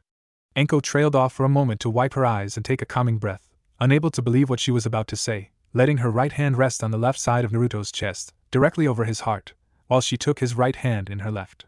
Naruto was surprised when she took his hand and placed it over her left breast so that it rested over her own heart, but not exactly in a sexual manner. "I'm not very good with words, so I'm just going to come out and say it, okay? I didn't know what it was that I was feeling, but after talking with the Sandaime and my friend Kurenai, I now know that what I was feeling was love." Naruto cut himself short, while Anko smiled at him, taking another deep breath to settle her nerves as she gathered the courage to finally say it. "I love you, Naruto-kun," she admitted softly. Naruto's eyes went wide and he didn't say anything for several long moments, staring off into the distance blankly. Growing worried and a bit fearful because of her still lingering insecurities, Anko tried to get a response out of him. "And Naru?" She was interrupted, however, when she felt Naruto smash his lips against hers. Feeling his tongue press against her lips, she opened her mouth and allowed him access, moaning heartily as their tongues rubbed against one another. Slowly looping her arms around his neck and shoulders, Anko felt that all too familiar fire ignite within her core as she hooked one leg around Naruto's hip and waist, pressing closer to him. Feeling one of his hands squeezing her butt cheek as he started groping her left breast with his other hand, Anko grinned into his mouth while blindly reaching over and turning the water off, only to be pushed up against the wall a moment later, drawing out another deep moan from her. She then put her hands on Naruto's chest and pushed him back a bit while regaining her footing, catching him off guard and confusing him slightly. "Dry off. I want to do this in the bed, okay?" Anko asked softly, getting a smile from Naruto and a kiss on the forehead, something that made her blush slightly. One of her greatest desires in a man was one that would spoil her, but still know when to say no. So far, Naruto had filled every single requirement she had, even forcing her to come up with a couple new ones, and they didn't really know each other all that well, but she didn't care about that so much anymore. As they dried off and made their way back to the bed, Anko smirked deviously, only to push Naruto onto his back and straddle him, deciding to tease him until he was practically begging, just like he had done to her with that genjutsu of his. "Naru-kun?" Anko groaned as she woke up the next morning, finding herself alone in bed. A moment later she heard the sound of metal striking metal, which made her eyes snap wide open before she hurried out of bed. Quickly getting dressed and heading outside as she pulled her trench coat on, Anko stopped and sighed, finding that it was only Naruto as he hammered away at a piece of superheated steel. She could tell that he hadn't noticed her yet, and knowing that, she decided to try and sneak up on him for once. Just barely getting past the vines, Anko froze when she saw Naruto pause in his work, wondering if he had detected her or not. "That son of a bitch!" Naruto suddenly bellowed while throwing the still glowing piece of metal, which was roughly shaped into that of a cleaver-like blade, as hard as he could while dropping his hammer. The blade soon found itself buried in the wall across the water while Naruto continued on his sudden, and so far, unexplained rampage. "That little shit has the balls to demand a higher-ranking mission, and the old bastard allows it? Does everyone in this village worship that spoiled Uchiha fuck?" Anko stayed quiet and motionless as smoke started to billow out of Naruto's mouth and nostrils before he quickly moved out over the water a good distance beyond the veil of vines and expelled a massive gout of flame straight into the air that caused the nearby rock to glow and melt slightly from the sheer intensity of the heat, while the water under his feet began to boil and evaporate, leaving him hidden within a dense cloud of steam and black smoke as the flames quickly died down after a few seconds. Breathing heavily from his short-lived fury, Naruto took a moment to calm back down to a more civil level before walking over to where he had thrown his newest project. Grabbing onto what would have been the handle, Naruto yanked it out of the stone and glanced over it before growling under his breath, another stream of onyx smog leaking out of his mouth. "Fuck, I am going to have to start over," Naruto grumbled while walking back to the island, glancing up just as he reached it, and noticed that Anko was there. Quickly looking away as he felt a little ashamed that she had undoubtedly seen him lose his temper so bad, Naruto set the metal object down on the anvil. "I'm sorry you had to see that, Anko." "Relax, Naruto-kun. Now, would you mind explaining what that was all about?" she asked while walking over to Naruto and following him back inside. Recalling his clone's memories, Naruto growled quietly, but kept himself from losing his temper again. "My team had gone to the administration building to get a mission for the day, but that spoiled little shit, Uchiha Sasuke, Just had to throw a tantrum and demand a higher-ranking mission on the justification that he needed to get stronger. Naruto explained, scoffing as he started binding his hands and feet with his cloth wrappings. After he finished and started strapping his greaves on, he continued. That's not all either. That worthless bastard, Hatake, in his infinite wisdom, backed him up, and what made it all worse was the fact that the old man actually gave them the damn mission. Hey, calm down, okay? Enko urged as she came up behind him and wrapped her arms around his neck and shoulders, resting her chin on his shoulder, while gently kissing him on the side of his neck. Idly wondering when she figured out how to calm him down so easily, Naruto did as he was told and relaxed a little bit, but he was still quite irritated. So, what's the mission? Just a stupid C-rank escort mission to Wave Country, Naruto answered while letting Enko pull him back so that he was lying down on the bed with his head in her lap. Some old drunk wants us to protect him while he builds a bridge that's supposed to connect Wave Country with Fire Country or something like that. It should only take a couple weeks. Just be careful. I don't want you taking any unnecessary risks, and if I find out that you did, I'm going to make you regret it. Got that? Enko urged at first before threatening him with a glare, getting a smirk out of Naruto. Huffing slightly, Enko tucked her bangs behind an ear before leaning down and gently kissing him, making a mental note to put her hair back up before she left. Reaching up, Naruto lightly ran his fingers through Enko's purple locks thoughtfully, an odd look forming on his face. Cocking an eyebrow as she remained hunched over slightly, Enko tilted her head slightly, idly leaning into Naruto's gentle touch when he cupped her cheek. What's that look for? You should leave your hair down more often. You look beautiful like this. Naruto answered a bit absent-mindedly, making Enko blush heavily, but she didn't protest the idea. Letting out a huff of half-hearted annoyance, Enko sat up and lightly shoved the red head in an attempt to get him to move. Come on, get up. You said you have a mission, so finish getting ready and go. Enko grumbled, trying to hide how flustered she was by the compliment by trying to get Naruto ready to leave. Mumbling under his breath about bossy women, Naruto go up and strapped his bracers on before sliding his bone swords into place behind his waist under his rope belt. As he tied his hatayit around his left bicep, Enko stepped up behind him and wrapped her arms around his waist, smiling happily as she rubbed her cheek against his warm back. She just couldn't get over how warm he was, and she knew that she would love and abuse such a thing when winter came around in a few months. She nearly pouted when Naruto pried her arms off of him, but managed to cover it up with a slight scowl. Jerk, I was enjoying myself. Hey, who's the one that was trying to get me to leave a moment ago? Naruto shot back, making Enko actually pout childishly this time as she plopped down on the bed with her arms crossed over her chest, glaring off to the side. Openly laughing at her reaction, Naruto started heading outside while Enko begrudgingly followed after him, putting her hair up in its usual style and putting her hatayit on as she did. Though secretly reluctant, they both went their separate ways after agreeing to meet back up when Naruto returned from his mission. As he arrived at the gate, Naruto let his displeasure be known almost as soon as he landed, black smoke continuously rolling out from the corners of his mouth and nostrils as he glared at the Uchiha, who seemed pretty smug for getting what he wanted. Well. You've finally decided to grace Kakashi's taunt was cut short when Naruto turned his narrowed eyes on him. The Jounin wasn't sure why, but the fact that he didn't feel any killing intent coming from the redhead and wasn't pressured to dodge any kind of deadly attack kind of worried him. What was even more unnerving was the fact that he had absolutely no idea what it was he did to anger the Slayer. He would have to pay close attention to what he said and did around Naruto for a while. For the moment, however, he held his hands up in defeat. Alright. I got the message, I'll stop. So, you think I'll be okay with these guys protecting me? Tazuna whispered almost conspiratorially from beside Naruto while looking towards the others. The bridge builder then took a drink of his sake before continuing. I mean, the brat looks like he could barely fight his way out of a wet paper bag, and the girl looks like she's super afraid of her own shadow. Then there's that sensei of yours. Are you sure such a super laid-back and irresponsible-looking guy is as reliable as he said he was? Instead of answering the man's questions, Naruto simply stared down at Tazuna with a blank expression before grinning wickedly. You know what, Tazuna-san? I think you and me are going to become good friends. Are we there yet? Naruto inquired from the back of the group in a bored tone, his hands stuffed in his pockets as he slouched slightly. Having been asked the same question every 5 minutes since they left camp that morning, Kakashi was quite irritated by the redhead. Damn it, Naruto! No, we're not there yet, and we won't be until sometime tomorrow afternoon. Kakashi snapped without looking back at Naruto, but if he did, he would have seen the mischievous grin on his face, having been purposefully irritating the man all morning to entertain himself and to help pass the time. Walking at a civilian's pace was boring and slow, but Naruto honestly liked the opportunity to just relax and take it easy. Being uptight and serious all the time wasn't his thing. Sure, he was pissed off almost all the time, but that was because of other people's stupidity. Now that he was outside of the village for the first time in the past year, Naruto felt at peace. Bored but at peace.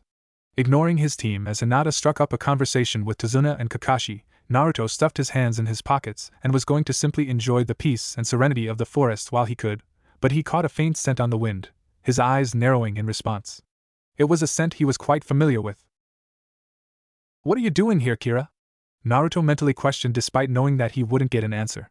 He knew that if Kira was around, so were her 3 students. Snorting out a small cloud of smoke, Naruto focused his senses more and examined his surroundings more accurately without drawing attention to himself. He could smell 2 scents, both male, that he recognized as the demon brothers. But why were they possibly working with Kira? As far as he knew, Meizu and Gozu had a vendetta against Kira for killing their older sister while they were on conflicting missions. Naruto knew because he had been there. Geez, this just keeps getting more and more complicated. Why can't things just go smoothly for once? Sighing heavily as he and his team passed by a rather innocent-looking puddle, Naruto casually pulled his hands out of his pocket before drawing his swords. Jumping back a couple feet, Naruto easily avoided the bladed chain of the demon brothers, only to spin and thrust both of his swords forward, skewering their extended gauntlet arms, making them both scream in pain and drawing the attention of his teammates and their client. Twisting the blades slightly and causing them both to drop to their knees with another pair of screams, Naruto slowly turned his head towards Kakashi with a cold look in his eyes that made the Jounin shiver. "Get them out of here, Hatake. I have history with these 2. Naruto growled out before turning back around to face the 2 Chunin-level shinobi in front of him as they writhed in agony, clutching at their still impaled arms as they let out pained grunts and whimpers. Knowing it was best to simply listen at the moment, Kakashi started leading the rest of Team 7 and Tazuna away from the area. Once they were gone, Naruto roughly and brutally yanked his swords free, the near-invisible serrated teeth running along the edge of his blades ripping into the already injured flesh of their forearms, drawing out twin cries of pain from the demon brothers. Before either brother could attempt to even think of retaliating, Naruto stabbed his swords through their uninjured hands, staking them to the ground and drawing out another pair of screams. His eyes only narrowed darkly as he snarled quietly, black smoke leaking out of his mouth. "I want answers and I want them now. Why are you here?" The old man. "We were hired to kill the old man." Gozu howled when Naruto purposefully pulled on his sword slightly before pushing on it, causing the serrated edge to grind against one of the bones in his hand, partially sawing into it. Naruto only growled louder than before as he ripped his sword free of Gozu's hand, only to expel a small fireball, painfully burning the man's right leg before stabbing his sword back into Gozu's hand, ignoring his screams. "Don't bullshit with me, Gozu. I know that's not why you're really here." Naruto snapped before shoving his sword down, causing it to bury itself into the ground up to the guardless hilt, keeping Gozu's hand where it was as he crouched down and grabbed Meizu by the neck. "I suggest you start talking, Gozu. Meizu here looks pretty cold, maybe I should help him warm up, HM?" "Don't you touch him, you bastard!" Gozu growled at the redhead, watching as Naruto slowly turned his gaze back to him as black smoke billowed out of his slightly open mouth and from his nostrils. Gritting his teeth, Gozu knew he had been defeated. There was nothing he could do now. "Kira. We took this job so that we had a shot at getting back at Kira for killing our sister. Tenchi, you can do whatever you want with me, just let Meizu go." "Gozu, you." Meizu was silenced by a debilitating punch to the face, nearly knocking him out as Naruto growled at him. Brandishing his claws, Naruto held them at Meizu's throat. "Where is she?" The redhead snarled while Gozu was growing more and more fearful for his brother's life as one of the giant's obsidian claws gently grazed Meizu's neck, easily slicing through the cloth covering it, and leaving a thin scratch that drew a single drop of blood. "Don't make me repeat myself, Gozu. W-Wave Country. Go to Taifu Village and then head 7 kilometers due east. Go 3 kilometers north from there. You'll find a bungalow built on the side of a tree. She'll be there," Gozu directed, biting back a curse as the sword was ripped from his hand, his brother unable to resist it as well. Before he or Meizu could say or do anything, Naruto thrust his bone blades toward them once more, piercing their hearts and killing them. Pulling his weapons free, Naruto took a moment to clean them of blood before breathing a decent-sized flame onto the corpses that burnt them to ash within minutes. Sheathing his swords once more, Naruto stuffed his hands back in his pockets and started walking back down the road, his eyes narrowed and fiercer than usual. Water Country. Said to have beaches of the softest and warmest white sands with the best waves for surfers. It was also under absolute lockdown, engaged in a civil war between 2 factions and over one thing: bloodlines. The anti-bloodline faction, based almost entirely out of Kirigakure no Sato, hunted down and slaughtered countless people just because they possessed a bloodline, something brought about by the Yandere Mizukage for some strange, unknown reason. The pro-bloodline faction was best described as a guerrilla force of rebels made up of those with, and even without, bloodlines as they fought for the lives of other bloodline wielders and their own. Because of the Civil War, people didn't come to Water Country anymore, fearing that they might get caught in the fighting. One person, however, disregarded such dangers in search of several things. The dark shadow moved swiftly through the water from below the surface, appearing almost as if it were in its natural element, while using the waves to help propel it forward. As it drew closer to shore, however, it was quickly discovered that it wasn't a creature of the sea when a rather tall boy of about 10 years of age stood up in the waist-deep shallows, his crimson hair, reaching almost halfway down his back, plastered to his bare torso as he trudged through the last few meters of sea water, dark red tribal tattoos decorating his face and neck, his entire back, most of his chest, and down to his elbows on his arms. He was dressed in a pair of baggy dark red pants that seemed a bit too big on him, with white tribal flame designs covering the leggings from the cuffs that dragged on the ground all the way up to about where his knees were, and a solid white rope was tied around his waist in the form of a belt with the two knotted ends having been dyed dark crimson. Ruby irises bearing black slit pupils rested in pools of obsidian as they glanced from one side to the other in search of any possible threats, his pointed ears listening for any sounds of battle or movement, while he sniffed the air, checking for hostile scents. Finding none, the boy suddenly heaved a heavy sigh and slumped to the ground, feeling terribly exhausted after swimming from Fire Country's eastern shore all the way across the sea to Water Country. Never again, I am never swimming across that damn ocean ever again, Naruto gasped out, finally allowing himself to relax after running on pure adrenaline for the past 6 hours. Flopping over onto his back as the waves lapped at his feet, Naruto stared up at the night sky, the remnants of his childlike innocence marveling at the abundance of stars he could see since there weren't any clouds out that night. The full moon was still low in the sky, having only grown dark out 3 hours ago, which proved irritating since Naruto learned the hard way that sharks like to hunt at night in the waters he had been passing through. It wasn't long before exhaustion began to set in, and try as he might, he couldn't fight off unconsciousness for long, eventually falling asleep. Almost an hour later, a group of shinobi came across the slumbering boy. "Is he dead?" one of 3 young girls inquired timidly, having never liked the idea of death or killing. The only adult, a woman, knelt down beside him and saw the steady rise and fall of his chest. "No, he's just sleeping," she answered before standing up and continuing to walk, wanting to put as much distance between her and Kiri as possible. "Kira-sama, we can't just leave him like this. What if the hunter Nin find him?" one of the other girls called out, stopping the woman Kira in her tracks. As much as she couldn't afford to take on another traveling companion, Kira knew that the child had a bloodline from his appearance, and if any of that bastard Yagura's undertakers found the boy, he'd be killed mercilessly and most likely tortured before then in an attempt to get information on the location of other people with bloodlines. Cursing her slowly awakening maternal instincts, Kira turned back around and picked the boy up without a word before returning to their journey, the 3 girls following behind her as they chatted animatedly about the boy that looked to be about their age. Well, 2 of them did. "I wonder how he got here. He doesn't match the description of any bloodline clans I've heard of," the second girl stated curiously while staring up at the boy in their mistress's arms. "Maybe he's from another country." "But Ao-chan, how would he get here? I didn't see any sort of boat or any wreckage, and he couldn't have swam all the way here," the first girl countered while the third one stayed silent, a sheath tanto gripped in her left hand. "Perhaps he's got a new bloodline? Or maybe he doesn't have a bloodline to begin with." "But look at his ears, Haku. And he's got claws and fangs, too. Not only that, but he's got all of those weird tattoos," the second girl, Ao, argued back, her words making Kira think as she glanced down at the kid she was carrying. He most definitely had a bloodline and she couldn't pinpoint it, but something about the boy's appearance made her feel as if she knew just what kind of bloodline it was, but couldn't remember.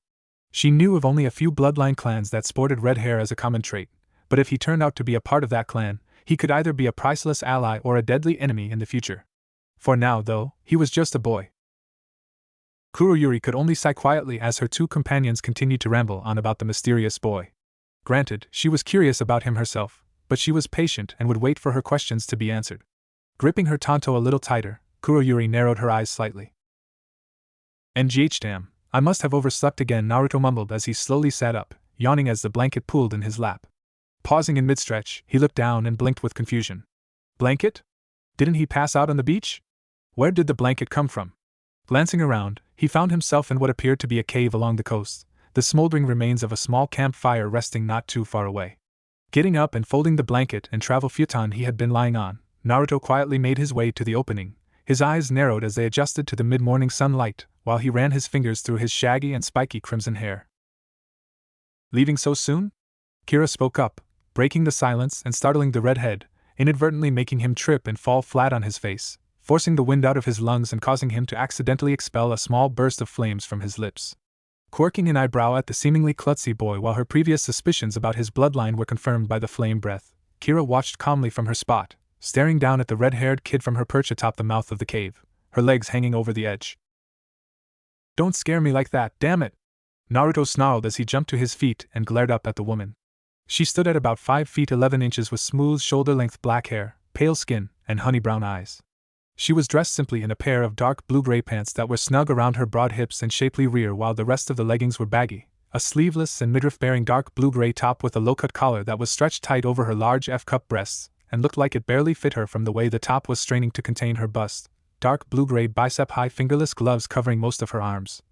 White cloth wrappings coiled around her neck and the lower half of her face in the likeness of a cloth face mask, and a kiri hataye tied around her head that was tilted a bit off to the side while pinning her bangs back so that they didn't get in her eyes. There was a rather obvious slash mark running across the metal plate, marking her as a missing nin. While he didn't know her identity, she was Momochi Kirikurara, the succubus of the Bloody Mist and A-rank Kiri missing nin, former member of the Seven Swordsmen of the Mist and wielder of Kubikiri Hocho. She was also the second woman to ever make it into the Seven Swordsmen. "Who the hell are you, anyway? You're pretty feisty for a brat, aren't you?" Kira mumbled quietly while staring down at the boy, who didn't seem all that concerned about anything, really. Well, apart from the fact she startled him, but that was a moot point. "So, what's an Uzumaki doing here in Water Country? I thought you were a part of the mainland clans." "How did you know I'm an Uzumaki?" Naruto questioned quietly, his eyes narrowing dangerously, which impressed Kira slightly.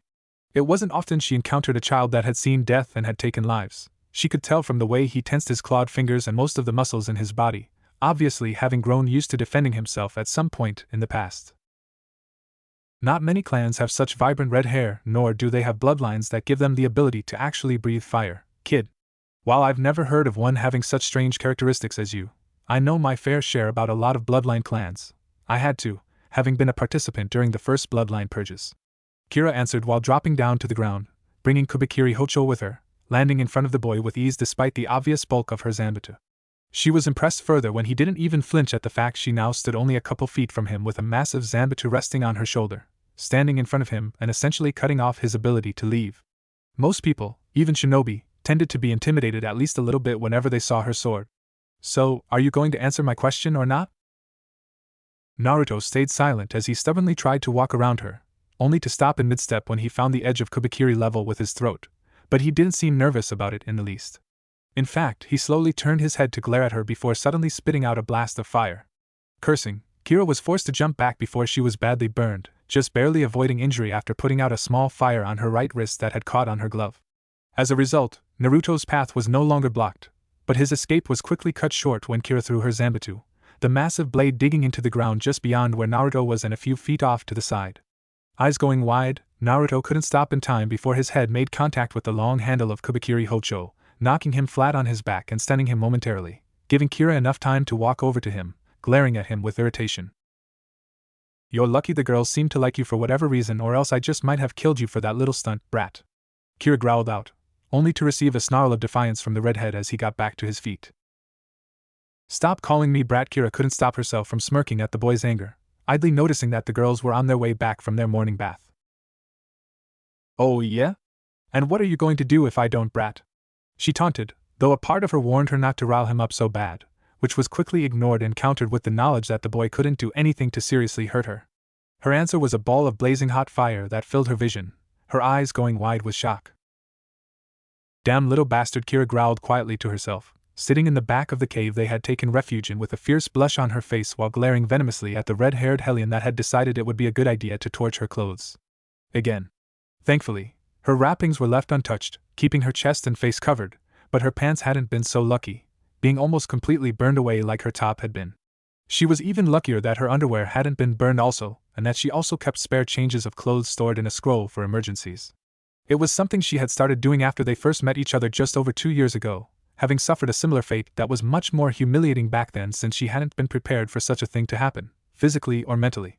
Said redhead had a rather fiendish and mischievous fanged smirk of victory on his face as he held Kira's gaze, completely ignoring the irate ranting of Ao, who was being held back from beating him up in her moment of female fury by a frantic Haku, who was nervously trying to calm her friend down, while a stoic Kuroyuri simply watched from the sidelines with a blank expression. Despite what happened when they first met and after being begged by all three of the girls, which nearly gave her a heart attack since even the ever-motionless Kuroyuri joined in on the collective use of puppy dog eyes and was ironically the most talented at it, Kira had eventually caved in and offered Naruto the choice of traveling with them or not. By offer, Kira hadn't really given Naruto much of a choice in the matter with her tone and the words she used, but it was mostly because she knew the three girls she had taken under her wing would be quite unhappy if he didn't come with them. She absolutely refused to let that happen, but Kira had been smart enough to hide the fact she had a soft spot for the trio of little girls that she was gradually coming to see as her daughters in the, then, short time they had known one another. Now, she was just as much of a mother to the three girls as their birth mothers had been. Hell, in the past 2 years, she had even come to see the tricky and devious little shit, Naruto, as her son, but also refused to admit it out loud. Mostly out of spite for him always burning her clothes or some other cruel act of pyromancy he committed against her every so often. Okasama. Miugetsu Kuroyuri, 12 years old, stated calmly from a couple feet away, sitting on her knees with her legs tucked under her, and her hands resting in her lap in a formal manner.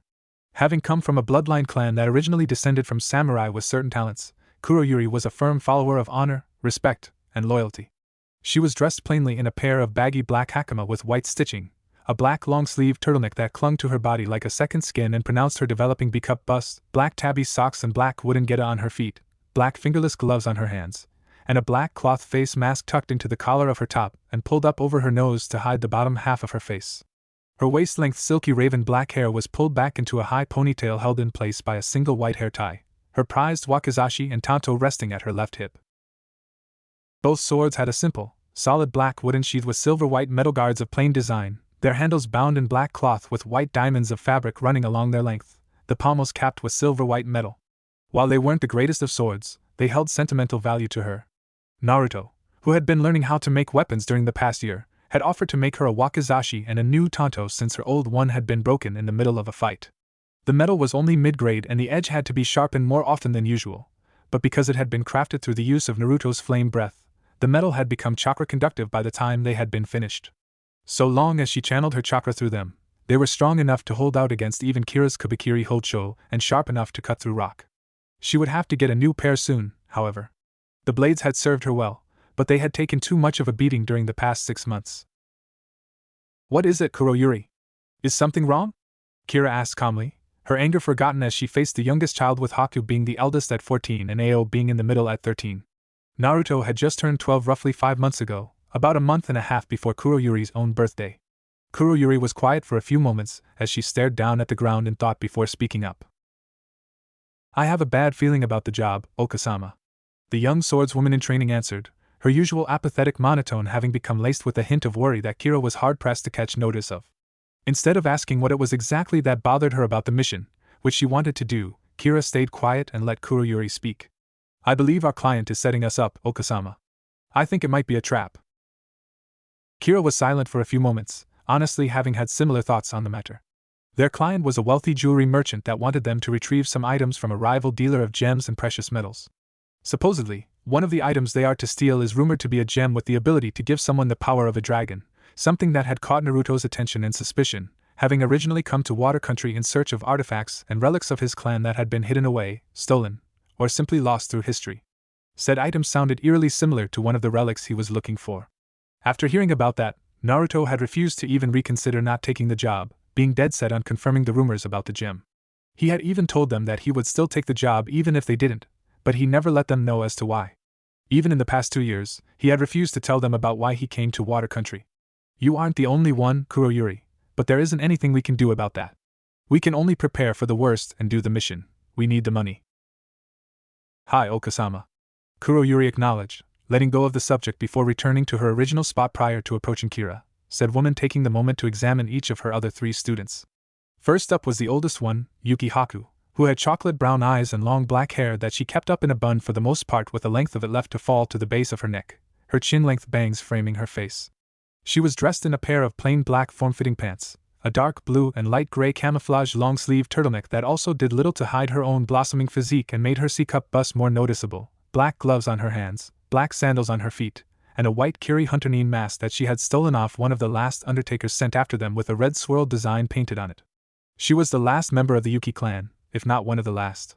Blessed with the Hayutan bloodline, Haku was capable of combining wind and water chakra to create ice, opening a great many doors for her in terms of ninjutsu, since wind was primarily an offensive element, and water was primarily defensive with some offensive abilities.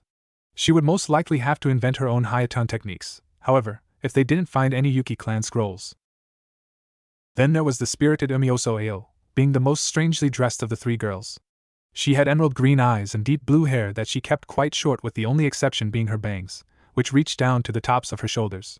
Her clothing, which was made of a waterproof material not unlike that of civilian diving suits, was unique, to put it nicely. Revealing was more realistic, but Kira, for the life of her, couldn't figure out what prompted the girl to find her choice in clothing acceptable, let alone proper for a young girl her age. Hell, even Kira wouldn't be caught dead in something like Ao wore, and she was the succubus of the bloody mist. Her short-sleeved top consisted of the dark blue waterproof material that covered her arms from the middle of her biceps up to her shoulders, across her upper and middle back, along the top of her shoulders and collarbone, and around her neck all the way up to the base of her jaw, with only a pair of dark blue bands of the material crossing over her chest in an X that attached to the material once more. The bands not even covering half of her B-cup breasts, and just barely hiding her from sight. Dark blue tipless gloves of the same material covered the rest of her arms and connected with her sleeves, slender diamonds of electric blue decorating the inside of her elbows, while a Y-shaped shard of similar electric blue ran along the front of her throat and along the base of her jawline that ended just beneath her ears. The bottom half of her body was no better, being made up of a pair of incredibly small short shorts of the dark blue waterproof material that honestly looked no different than the bottom half of a two-piece bathing suit or panties. Her legs, from her ankles up to the middle of her thighs, were covered in the exact same dark blue material, with her feet being covered in the material as well that conformed to her toes like a foot glove, only with thin black soles for padding when she wasn't in the water without hindering her speed or maneuverability while in the water. Attached to the back of her shorts were two kunai holsters of the same dark blue material, both holsters set horizontally and behind either hip. As for Naruto's appearance, he hadn't changed much other than taking to using a pair of wakizashi he had lifted from a dead Kiri hunter Nin he and Haku had double-teamed, the hunter Nin being the same one Haku had gotten her mask from. The redhead had taken to wearing them behind his waist with the sheaths slipped under his rope belt and tied to it to keep them in place during rough battles. She, along with Kuroyuri, had been helping him learn how to use them while she had been teaching him more about water chakra and Suiton techniques. Kira still couldn't get over the way Naruto seemed to soak up everything he was taught like a sponge. Nothing escaped him, and whenever he couldn't get something right, it didn't take him long to find a way around it. He had actually made a couple of his own techniques by accident that way, something that shocked the former Kiri Jounin. However, she would only see him perform a technique with hand seals once, and he would eventually disappear for several hours every day, training in private. But every time he used a technique after that, it would be done without hand seals and mostly through raw and pure elemental chakra manipulation. Somehow, the boy was able to achieve something that had only been heard of in the Nidaime Hokage of Konoha, who was said to use powerful Suiton techniques such as Suryuden with as little as 3 hand seals out of the 24 it normally required. She could only speculate as to how Naruto was capable of learning how to do such unbelievable things, since the only actual possession she knew he had, apart from his clothing, was a single dark crimson scroll with the kanji for dragon in the center in white. Although Naruto had reserves closer to Kira's own, Ao had the highest chakra capacity amongst the girls, her clan having been amongst the strongest water users in all of Water Country. They were also the best swimmers and masters of underwater combat, having the innate ability to hold their breath for as long as 10 minutes, on average, while underwater without any ill effects on their health. Not exactly a bloodline, but the Yondaime Mizukage still had considered as such and had them hunted down as well. Ao could also form hand seals drastically faster than her fellow siblings, but Haku had her beat with the ability to form one-handed seals. Then again, Naruto never had a need for hand seals 98% of the time, apparently, so he had them both beat without even actually trying. Kuroyuri, while the slowest in forming hand seals and having the smallest reserves, was the most talented in Kenjutsu and Taijutsu, which was second only to Naruto's, but that was mostly because he was strong enough to break through any guard, making it nearly impossible for someone to safely remain on the defensive against him. Speed-wise, Haku came in first place, hands down. Ao was second to her in that, but also took first place when in the water. Kuroyuri was in third when it came to movement speed, while Naruto was, by far, the slowest of them, but his speed and agility in the water was second only to Ao's, something that kind of surprised Kira. The only thing she couldn't help them with was genjutsu for all 4 of them, seeing as she wasn't exactly skilled at it herself while Naruto was simply incapable of using it to begin with. But she also couldn't help Naruto with his fire and earth affinities, having only a water affinity herself. Thus, Naruto had taken to learning how to forge weapons to build up his fire affinity while trying to figure out, through trial and error, how to create metals by compressing select minerals in the earth to help strengthen his earth affinity. This particular part wasn't going so well. Kira was silent for a few more minutes as she dismissed her thoughts for later, noticing what time it was. Waiting for Ao to finally stop trying to attack Naruto, Kira cleared her throat and gained the attention of all 4 of her students/children/traveling companions. Get ready. It's almost time for us to head out for the mission. Hi. The 3 girls acknowledged respectfully before going about packing up their belongings while Naruto simply yawned and leaned back against the wall. Although it wasn't the first time, Kira knew it wouldn't be the last time she wondered about her only son. He didn't have any sort of camping equipment such as a tent or sleeping bag. Nothing. She had been concerned about that when they first started traveling together, but learned quickly that there was a reason why he didn't have any. He didn't need any of it. His body was simply too warm for him to get cold. He seemed pretty comfortable with sleeping outside on the bare ground, no matter what it was, and he had told them only a couple things about his past, one of them being that he had been hunting for his food daily since he was 7 and he was quite good at it. He had also told them that he had been living out in the wild for about just as long. Dismissing her thoughts, Kira started packing her own things, focusing her attention back on the mission. Namioke Village was a peaceful little town on Water Country's far eastern shore that sat near the base of a seaside cliff, but the waters were almost always calm, even during severe storms, making it a rather nice place to live. Like its name stated, Namioke Village was still protected from the ocean by a rather thick and long wall of stone that separated the outskirts of town from the gentle waves that lapped at the smooth rock, just in case a truly powerful storm comes and causes any seriously large waves that could possibly damage the town. That night was no different than any other. The stars shined in the sky around the full moon, a touch of fog veiling the village, but not by much. Suddenly, 3 girls and a grown woman were sent flying through a door just moments before the warehouse they had previously been occupying was instantly devoured by a devastating explosion. Naruto! Kuroyuri suddenly screamed, tears streaming down her cheeks. He had sacrificed himself so that they could live. She could only stare at the flaming wreckage of the warehouse with wide onyx eyes that reflected the destruction before her even as 24 Kiri Hunternin landed all around them in a complete circle, 5 being Jounin level and 7 of them being Chunin. Dragged off the ground from her knees and to her feet by Haku, Kuroyuri didn't outwardly react at all. She didn't exactly hear what one of the Hunternin said, but she knew it was an insult to Naruto, judging from the mocking laughter of a few of the Hunternin around him as he glanced back at the ruins of the warehouse. Before anyone could say or do anything, Kuroyuri had already drawn her blades and charged forward, pushing herself to move faster than she ever had before as she charged her swords with her chakra, coating the blades in a condensed shell of pale blue energy. No one moved as 3 Hunternin instantly lost their lives when Kuroyuri swung her wakizashi, bisecting them at the waist in a single move.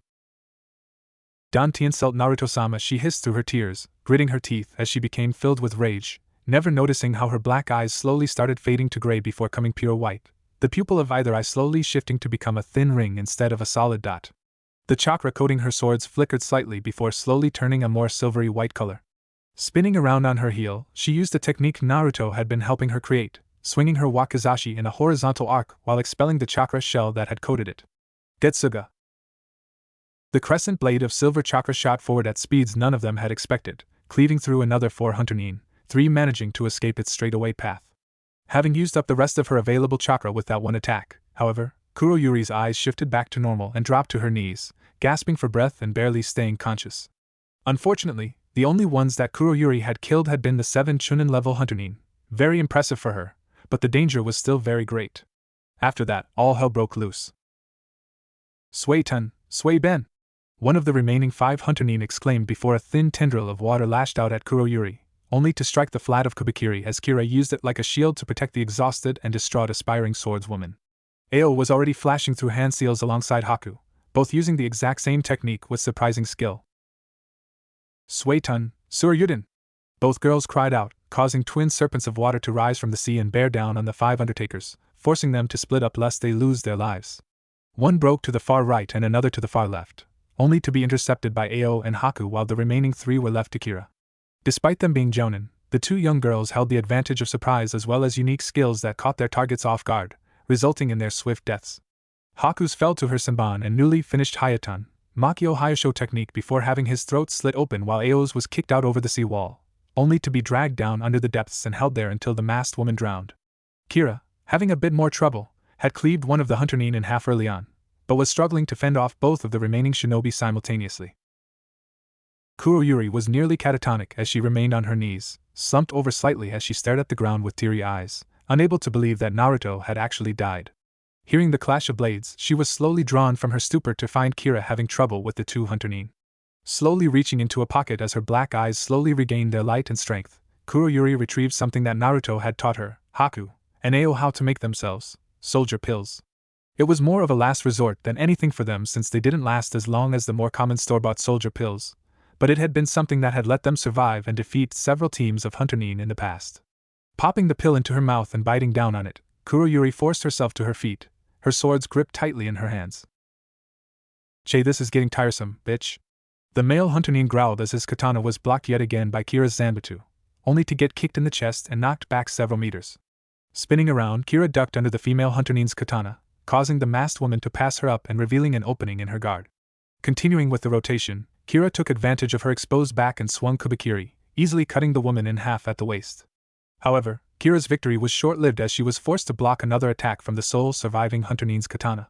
Blocking another attack, Kira was caught off guard when the man amplified his strength with chakra, pushing her back slightly, but it was enough to unbalance her. Just as the man rose his katana to finish her off, he suddenly stopped only for a wakizashi blade covered in silver chakra to stick out of his chest. It was quickly followed up by a similarly glowing tanto to be stabbed into the base of his neck, only for both blades to snap at their bases, just above their guards. The body fell forward and remained motionless. That was for Naruto-sama. Kuroyuri rasped out through her heavy breathing, glaring down at the dead Hunter Nin. Calming back down, Kuroyuri slowly sunk back down to her knees, allowing herself to break down into tears as she gripped the now bladeless handles of her wakizashi and tanto to her chest. Sensing more chakra signatures heading their way, Kira knew they didn't have time to waste and instead of arguing, simply picked Kuroyuri up and started running with Ao and Haku right beside her. Had they stayed only 5 more minutes, they would have seen a large piece of sheet metal get shoved aside along with a few burning rafters, some mangled scrap metal, and bits of rock. Standing up from where he had been buried, Naruto grunted quietly before realizing he was standing in the middle of a fire, but he wasn't getting burned. Looking down at the necklace that now hung around his neck, Naruto watched as the green gem glowed brightly before the light seemingly transferred over to his body, causing him to glow for a moment before it vanished. "Weird," he mumbled before stepping out of the wreckage and over to where the brief battle had taken place, noticing the bodies. Suddenly picking up the scents and sounds of approaching enemies, Naruto drew his pair of wakizashi in reverse grips, spinning around to face them just as they landed in a semicircle. It was only 8 Hunter Nin, the strongest of them only being Haichunin in skill. They had been the backup team that was to come in after a few minutes to give the primary team any assistance if their targets were still alive by the time they arrived. However, the initial team was dead. "What the hell, what happened here?" the leader exclaimed, suddenly feeling nervous. Not afraid, but nervous. Nervousness quickly became anger when he saw the body of his older brother, the last Hunter Nin to have been killed. You killed my brother!" "What?" Naruto muttered quietly in confusion, only to growl as he was forced to dodge a ninjato, which was quickly followed up by several other attacks from the rest of the Hunter Nin. Snarling as his temper started to get the better of him, Naruto gathered a large amount of chakra in his lungs, his eyes flashing yellow for a moment before he exhaled. The screams of 3 Hunter Nin filled the air as they were swallowed up by the flames, going silent after only a few seconds as they were incinerated. Strangely enhanced battle instincts roared out at him, making him lean back and to the side just in time to avoid having a new breathing hole forcefully carved into his neck. Getting angrier by the moment, Naruto's eyes flashed yellow once more without him knowing before he flipped his wakizashi into standard forward grips, only to breathe fire on them and wreathe them in his flames. Spinning around to his left, Naruto blocked a swing from a Hunter Nin's katana with his left wakizashi, only for his second blade to clash with the katana, spitting flaming embers and superheated sparks from the contact that made the man flinch back, inadvertently giving Naruto the opening he needed. Continuing the spin, Naruto thrust his right wakizashi into the man's side and up into his ribcage, skewering his heart and searing the wound. Yanking the blade free, Naruto jumped back to avoid being crushed by the Zanbatsu used by one of the other Hunter Nin. "Leave him alone!" Naruto suddenly bellowed, his eyes staying yellow this time as he expelled an even more intense blaze of fire than before, causing the gathered Hunter Nin to scatter. They were thankful that they had planned ahead and evacuated most of the people in the town prior to springing their trap, or else things might have taken a turn for the worst, the gout of flames quickly destroying numerous buildings that were caught in its path. They were quickly being forced onto the defensive, however, as Naruto released another blast of fire before engaging another Hunter Nin. After that day, word of a red devil would spread like wildfire. Fucking prick, Naruto snarled, now 13, as he removed the crimson bracers and greaves from the limbs of his latest hunt. It had been a meager Sirang Konoha Nuke Nin hiding out in water country amidst the bloodline civil war to keep Konoha Hunter Nin from tracking him down, and with Kiri Hunter Nin focusing on people with bloodlines, it was actually easier to hide than people thought. What made him so important for Naruto to hunt him down was the fact he possessed pieces of his clan's relics, the bracers and greaves. They had been made and used by one of the original slayers that enhanced a person's earth affinity, giving them a passive ability that made it much harder to cut them. Much like the gem hanging from his neck, the pieces of armor glowed green for a moment after he put them on before the light transferred over to Naruto's body, a sign that the ability it granted the wearer had been activated. Being a slayer, the abilities were more like permanent enhancements for Naruto, but they would only be at full strength so long as he was wearing the items and half strength when he wasn't. Growling quietly under his breath as he felt the armor pieces start chafing slightly, even though he had just put them on, Naruto made a mental note to get some wrappings to keep from getting any irritating blisters or something. He may have a healing factor, but it didn't exactly hold up very well against stupid little things like blisters for some reason. It was another reason why he went without sandals or any other form of footwear, though the claws on his toes helped in his argument. With all the traveling and walking he did, it made footwear rather uncomfortable. Grumbling quietly under his breath about having to swim back across the ocean he swore never to swim across again, Naruto started making his way towards Water Country's eastern coast now that he had found just about all of the Uzumaki clan relics rumored to be on the continent. Thankful for starting to learn Fuinjutsu early on in his travels, Naruto's pants were waterproof as well as fireproof, mostly to protect from his own use of fire, and he had gotten them in a larger size than he should be wearing mostly because the extra length on the leggings, when coupled with being waterproof, made it far easier for him to swim like he does, giving him something akin to flippers over his feet. He still hated how people called him a merman with how he swims. He couldn't help it if that particular method felt the most comfortable. Fucking stupid reputation can't take a boat across the ocean now because of it, Naruto growled quietly to himself, just knowing that he was going to get attacked by sharks, like last time, the moment he got close to the mainland. After the fiasco in Namioke, he had quickly become known as the Red Devil, a demon that had ruthlessly destroyed an entire town in his senseless rampage. In truth, he had simply gotten a bit too fire-happy during the fight, and even then, only a third of the village had actually suffered any damage. The whole Red Devil thing was easily explained due to his hair and eye color and his pants, but still did those stupid gossipers have to call him an actual demon, of all things. He just knew that, too, was going to come back and bite him in the ass later. Stupid rumors have probably already reached the mainland by now. Geez, I hope Kira and the others are doing okay. I haven't seen them for a long time now, the redhead mused silently as he neared the beach, which was, ironically, the same one he had reached when he came to Water Country. Wading into the water, Naruto decided to head for Earth Country next, having heard of a pair of short swords made of bone being somewhere within its borders that sounded almost exactly like a pair of bone swords made from a dragon's fangs that his clan had owned early on in their history. Naruto stared out over the water from the pier connected to Tazuna's home, left leg crossed and under his right, which hung over the ledge with his clawed toes touching the calm waters. Ever since he had caught a whiff of Kira's scent, he couldn't stop thinking about the little group that had become like family to him, but he couldn't deny that he had secretly been crushing on his sisters since he first met them. He hadn't heard much about them since that dreadful night, but it was kind of a good and bad thing. On the one hand, it meant that they were lying low well enough to hide from Hunter Neen, while on the other, it meant that they could already be dead. Catching Kira's scent meant that all four of them were most definitely alive. The woman wouldn't let her daughters die, no matter what. Glancing up at the quarter moon, Naruto sighed and figured it was about time to track them down. Standing up and heading towards the forest, Naruto barely made it past the house before he felt another presence behind him. Going for a midnight stroll, Naruto? Kakashi inquired while leaning back against the wall just around the corner of the home where he couldn't be seen from Naruto's spot on the pier, staring off into the distance. Naruto didn't respond right away, stuffing his hands in his pockets as he glanced over at the Jounin, only to look back towards the forest and keep walking. I'll be back tomorrow. There are some old friends I have to pay a visit to. Naruto answered calmly, but Kakashi could hear the unspoken warning in his tone, don't follow me. Eyes smiling at his student's back, Kakashi watched as Naruto left before sighing and slouching once he was gone. Mandatory protocol required that he put Naruto's unauthorized absence into the report, and while he would still do it, Kakashi would speak with the Sandaime about it, knowing his student would keep his word. Besides, from the interactions he had with the Hokage pertaining to the Slayer, Kakashi suspected that the Sandaime had given them the mission, not because of Sasuke, but because of Naruto.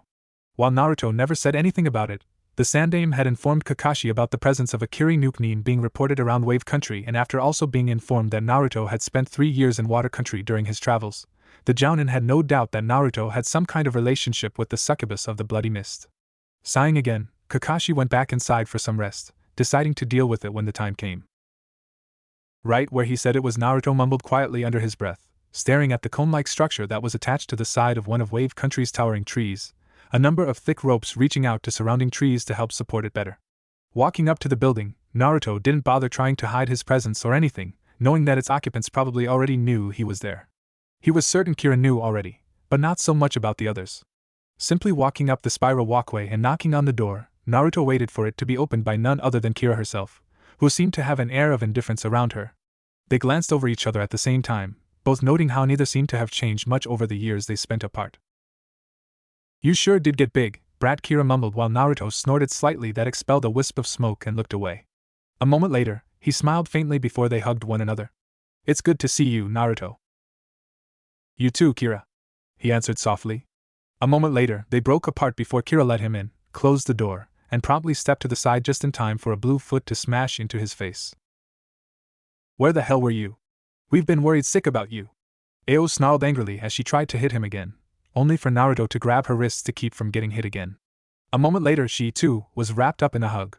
Unable to hold it back anymore, Ao's arms snapped around Naruto's waist and held him as tight as she could, a couple tears of happiness falling from her eyes. Looking up, he saw Haku and Kuroyuri staring at him from a short distance away. Holding an arm out and wordlessly motioning for them to come to him, Naruto gained a small, sad smile as both black-haired girls rushed over to him and promptly joined in on the hugfest. Kira simply watched from off to the side, smiling at the reunion. She was glad that old man had kept his word. She idly wondered if he would agree to her second request, though. "Alright, enough of that, let me get a good look at you three." Naruto spoke up, gently pushing the three girls away from him so that he could look them over, all three stepping back to let him. Ao, now 18 years old, was still wearing that weird wetsuit thing of hers, but she now sported a pair of guardless ninjato crossed on her back with dark blue sheaths that matched her attire, while the handles were made from the same dark blue material as her clothing, only textured for grip and bearing thin lines of electric blue for decoration. Her hairstyle hadn't changed either, but she now had a couple small turquoise and white beads decorating the tips of her bangs. She obviously grew older and more womanly, now standing at about 5 feet 6 inches with a full-body D-cup bust that was still practically uncovered due to her top, and a slender and athletic hourglass figure. Haku, having just turned 19 a handful of months back, had taken to wearing a pair of baggy faded light brown pants and turtleneck with a blue robe top over it that had white trim and a white sash wrapped around it to hold it closed. He knew she still had the Hunter-Nine mask she had taken back when they were younger, being a memento of her first kill, but it was probably hidden within the folds of her robe. She now stood at about 5 feet 8 inches with, undoubtedly, a figure equal to Ao's, only her bust was noticeably larger despite her baggy clothing, probably being between a DD or an E-cup now. He noticed that she had taken to painting her nails a deep imperial blue that contrasted a bit heavily with her pale complexion, but it looked good on her. That was when his eyes turned to the other raven-haired beauty. Kuroyuri, being only a few months from her 17th birthday, stood at about 5 feet 6 inches with a more slender and lithe hourglass figure than her sisters, but she was just as developed as them, despite being the youngest. The dark gray form-fitting long-sleeved turtleneck that hugged her body like a second skin did little to hide her C-cup bust and slim waist, her broad hips flaring out with baggy black hakama pants with white stitching hanging from them, the slits in the sides leaving the sides of her hips and a side portion of her upper thighs visible. Her hands were covered in black fingerless gloves while her feet and shins were sheathed in black tabby socks and black wooden geta. Resting at her left hip were a pair of black-sheathed wakizashi with black-wrapped handles, while a black-sheathed tanto rested across her lower back with the black-wrapped handle sticking out behind her right hip. Her hair was still in its old hairstyle, just like Ao's and Haku's, but her ponytail now reached all the way down to the middle of her thighs in the back, her bangs now reaching down to frame her breasts. He idly noticed that she was also still wearing a black cloth face mask like she used to, but it had been pulled down to hang around her neck. "I didn't think it was possible," Naruto started in a slightly over-exaggerated amazed whisper while Kira started smirking, already knowing what was going to happen. "You three got even more beautiful than before." On cue, all three girls blushed heavily with varying reactions. Ao grinned a bit shyly, Haku turned her gaze down to the ground sheepishly, and Kuroyuri simply glanced to the side out of embarrassment without an actual change in her facial expression. Naruto hadn't changed much either. While they knew he was just teasing them a little since he used to tease them about being cute back when they were still traveling together, but they also knew that he was being honest, and now was no different. Kira opened her mouth to interrupt, but she quickly stopped when she got a brief glance from Naruto and a slight snort of black smoke that spoke volumes of the impending doom that would befall her clothes. Blushing slightly behind the bandages covering her face, Kira glared at him half-heartedly, both glad and irked that he hadn't changed since they had last seen him. Kira, wanting to catch up with her son first, quickly shooed the girls away, promising to let them spend time with him later. Looking to the woman that had become a mother figure to him, Naruto simply yawned and followed after her as she led him to her room, where she pulled out a jug of sake that she kept stashed and hidden from her adopted daughters. They had gotten into the habit of keeping her from drinking. "They've really missed you, brat. I can't tell you how many times I've had to cheer them up whenever they started thinking about you," Kira explained as they sat down on opposing cushions that were set around the small, low-standing table. Setting a couple of choco down on the table between them, she poured herself some of the drink before letting Naruto do the same for himself. Taking a sip, she continued with what she was saying, her expression and tone growing more somber. "Back in Namioke, we all thought that you were dead, Naruto. It wasn't until almost 2 months after that night when we started hearing rumors about someone called the Red Devil, and eventually found out that it was you. Those three had been so happy to hear that you were still alive, but they also became depressed when they realized that you had never tried to find us. Why was that?" "I had business to take care of, Kira. I'm sorry for not trying to get in contact with you, but I figured it was safer not to. I knew you were all still in water country, like I was, but I didn't want to risk the Hunterine finding you. So, instead, while I was in water country still, I used a few clones and disguised them as you and the others, wanting to throw them off your trail for at least a little while," Naruto admitted before taking a sip of his own sake. Hearing his reasoning for not looking for them, Kiri couldn't doubt him and couldn't hide her surprise, suddenly realizing that the brief time she and the girls hadn't been tracked down by Hunterine had been because of Naruto. Before she could thank him or show her gratitude, Naruto continued. "I apologize for not telling you back then, but I had gone to water country in search of certain heirlooms that once belonged to my clan and had been scattered across the continents in various ways, mostly by thieves, grave robbers, and tomb raiders. One of those heirlooms is the necklace I'm wearing, the same one I found in the warehouse back in Namioke. I understand the sentimental and financial value of heirlooms, but what made them so important that you had to keep it a secret from us?" Kira inquired, honestly confused and a bit offended. Naruto sighed and downed the rest of the sake in his cup before pouring some more into it. "It's because they are more than just a part of my clan's history and heritage. They are items of power, each one capable of granting a different ability," Naruto answered, surprising Kira once more. "My necklace? It's called the Raiketsuju no Tain, and despite the name, it makes the wearer pretty much invulnerable to fire and, if they're an Uzumaki that has awakened our bloodline, grants them an even hotter and more powerful flame breath. To clarify, I am not just an Uzumaki, I'm what's called a Slayer, an Uzumaki whose Kirinketsu, our bloodline, has activated. My bracers and greaves? They are called the Dorian no Yuroko and enhance the strength of the wearer's earth affinity along with increasing their base strength by roughly half while also giving them a passive ability that makes their skin denser, making it harder to cut them. That's only 2 of them, and they're not even the strongest of the Uzumaki clan's relics. Now do you understand their importance, Kira?" Yeah, I've heard of weapons and armors having certain abilities not too different, but it's still a bit surprising to have them actually in front of me, you know? She responded with a bit of awe in her voice, her eyes staring at the seemingly harmless gem hanging from Naruto's necklace. Personally, she never cared for such things, finding her Kubikiri Hocho to be more than enough for her, but she knew that they were much rarer than people believed and were incredibly hard to find, and for her son to have at least 2 of such items was a bit overwhelming. He must have worked very hard just to find them, let alone retrieve them. Seeing her reaction, Naruto decided to drop another bomb on her, but mostly out of personal entertainment. Even the 7 swords of the mist are, technically, Uzumaki heirlooms.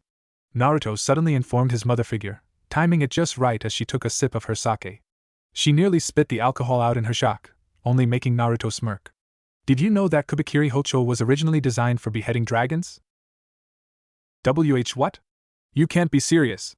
Kira exclaimed, having never heard of that, and she had researched the history of her sword in the past.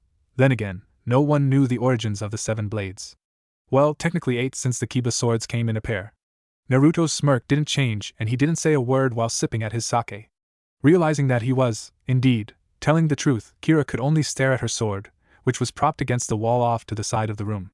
Looking back to Naruto, she had a bit of a hesitant and cautious look. "Yuri not going to take it tear you?"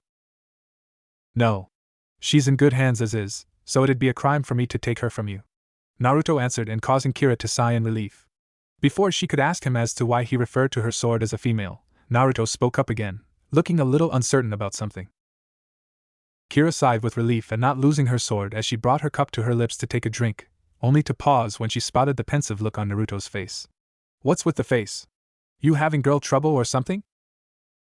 "Well, not really. I am in a relationship with someone back in Konoha. We just started seeing each other recently, and I don't want to screw things up with her, you know?" Naruto mumbled before drinking the rest of his sake, staring down at the table in thought afterwards. Kiri stayed silent, curious about the woman that had apparently stolen the boy's heart.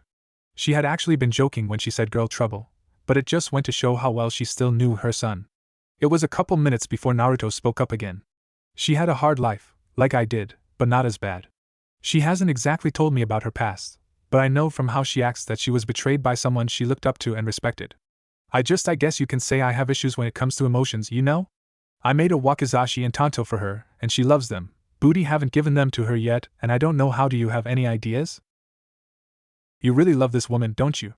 Kira asked softly with a studying gaze, quickly taking note of the small, almost unnoticeable smile that formed on his face as he continued to stare at the table. Sighing softly, Kira nodded. Just be yourself, brat. That's all I can say. I'm not exactly a relationship expert either, you know? Yeah, you got a point there. Naruto responded with a slight smirk as he raised his cup of sake. Here's to hoping your advice doesn't screw things up for me.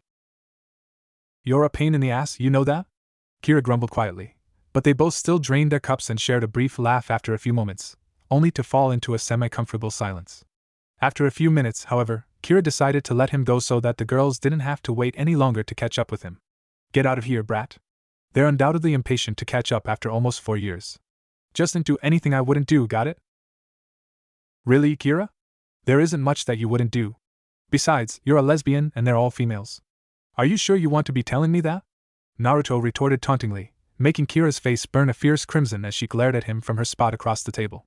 Laughing at her reaction, Naruto quickly vacated her room before she could retaliate with either a comeback or a fist, which was more likely at the moment, even though what he said was true. Heading back out into the living room, he found all 3 sisters sitting on the couch, waiting expectantly to spend time with him. Snorting slightly while a smirk, Naruto made his way into the room and sat down on the couch across from them. Alright, since we're undoubtedly going to be playing 20 questions all night, I'll get us started. Have you told her how you feel about her yet, Haku? Ao laughed at the question and Kuroyuri looked a bit confused while Haku blushed heavily out of embarrassment and looked straight down, suddenly finding the hem of her robe top rather interesting.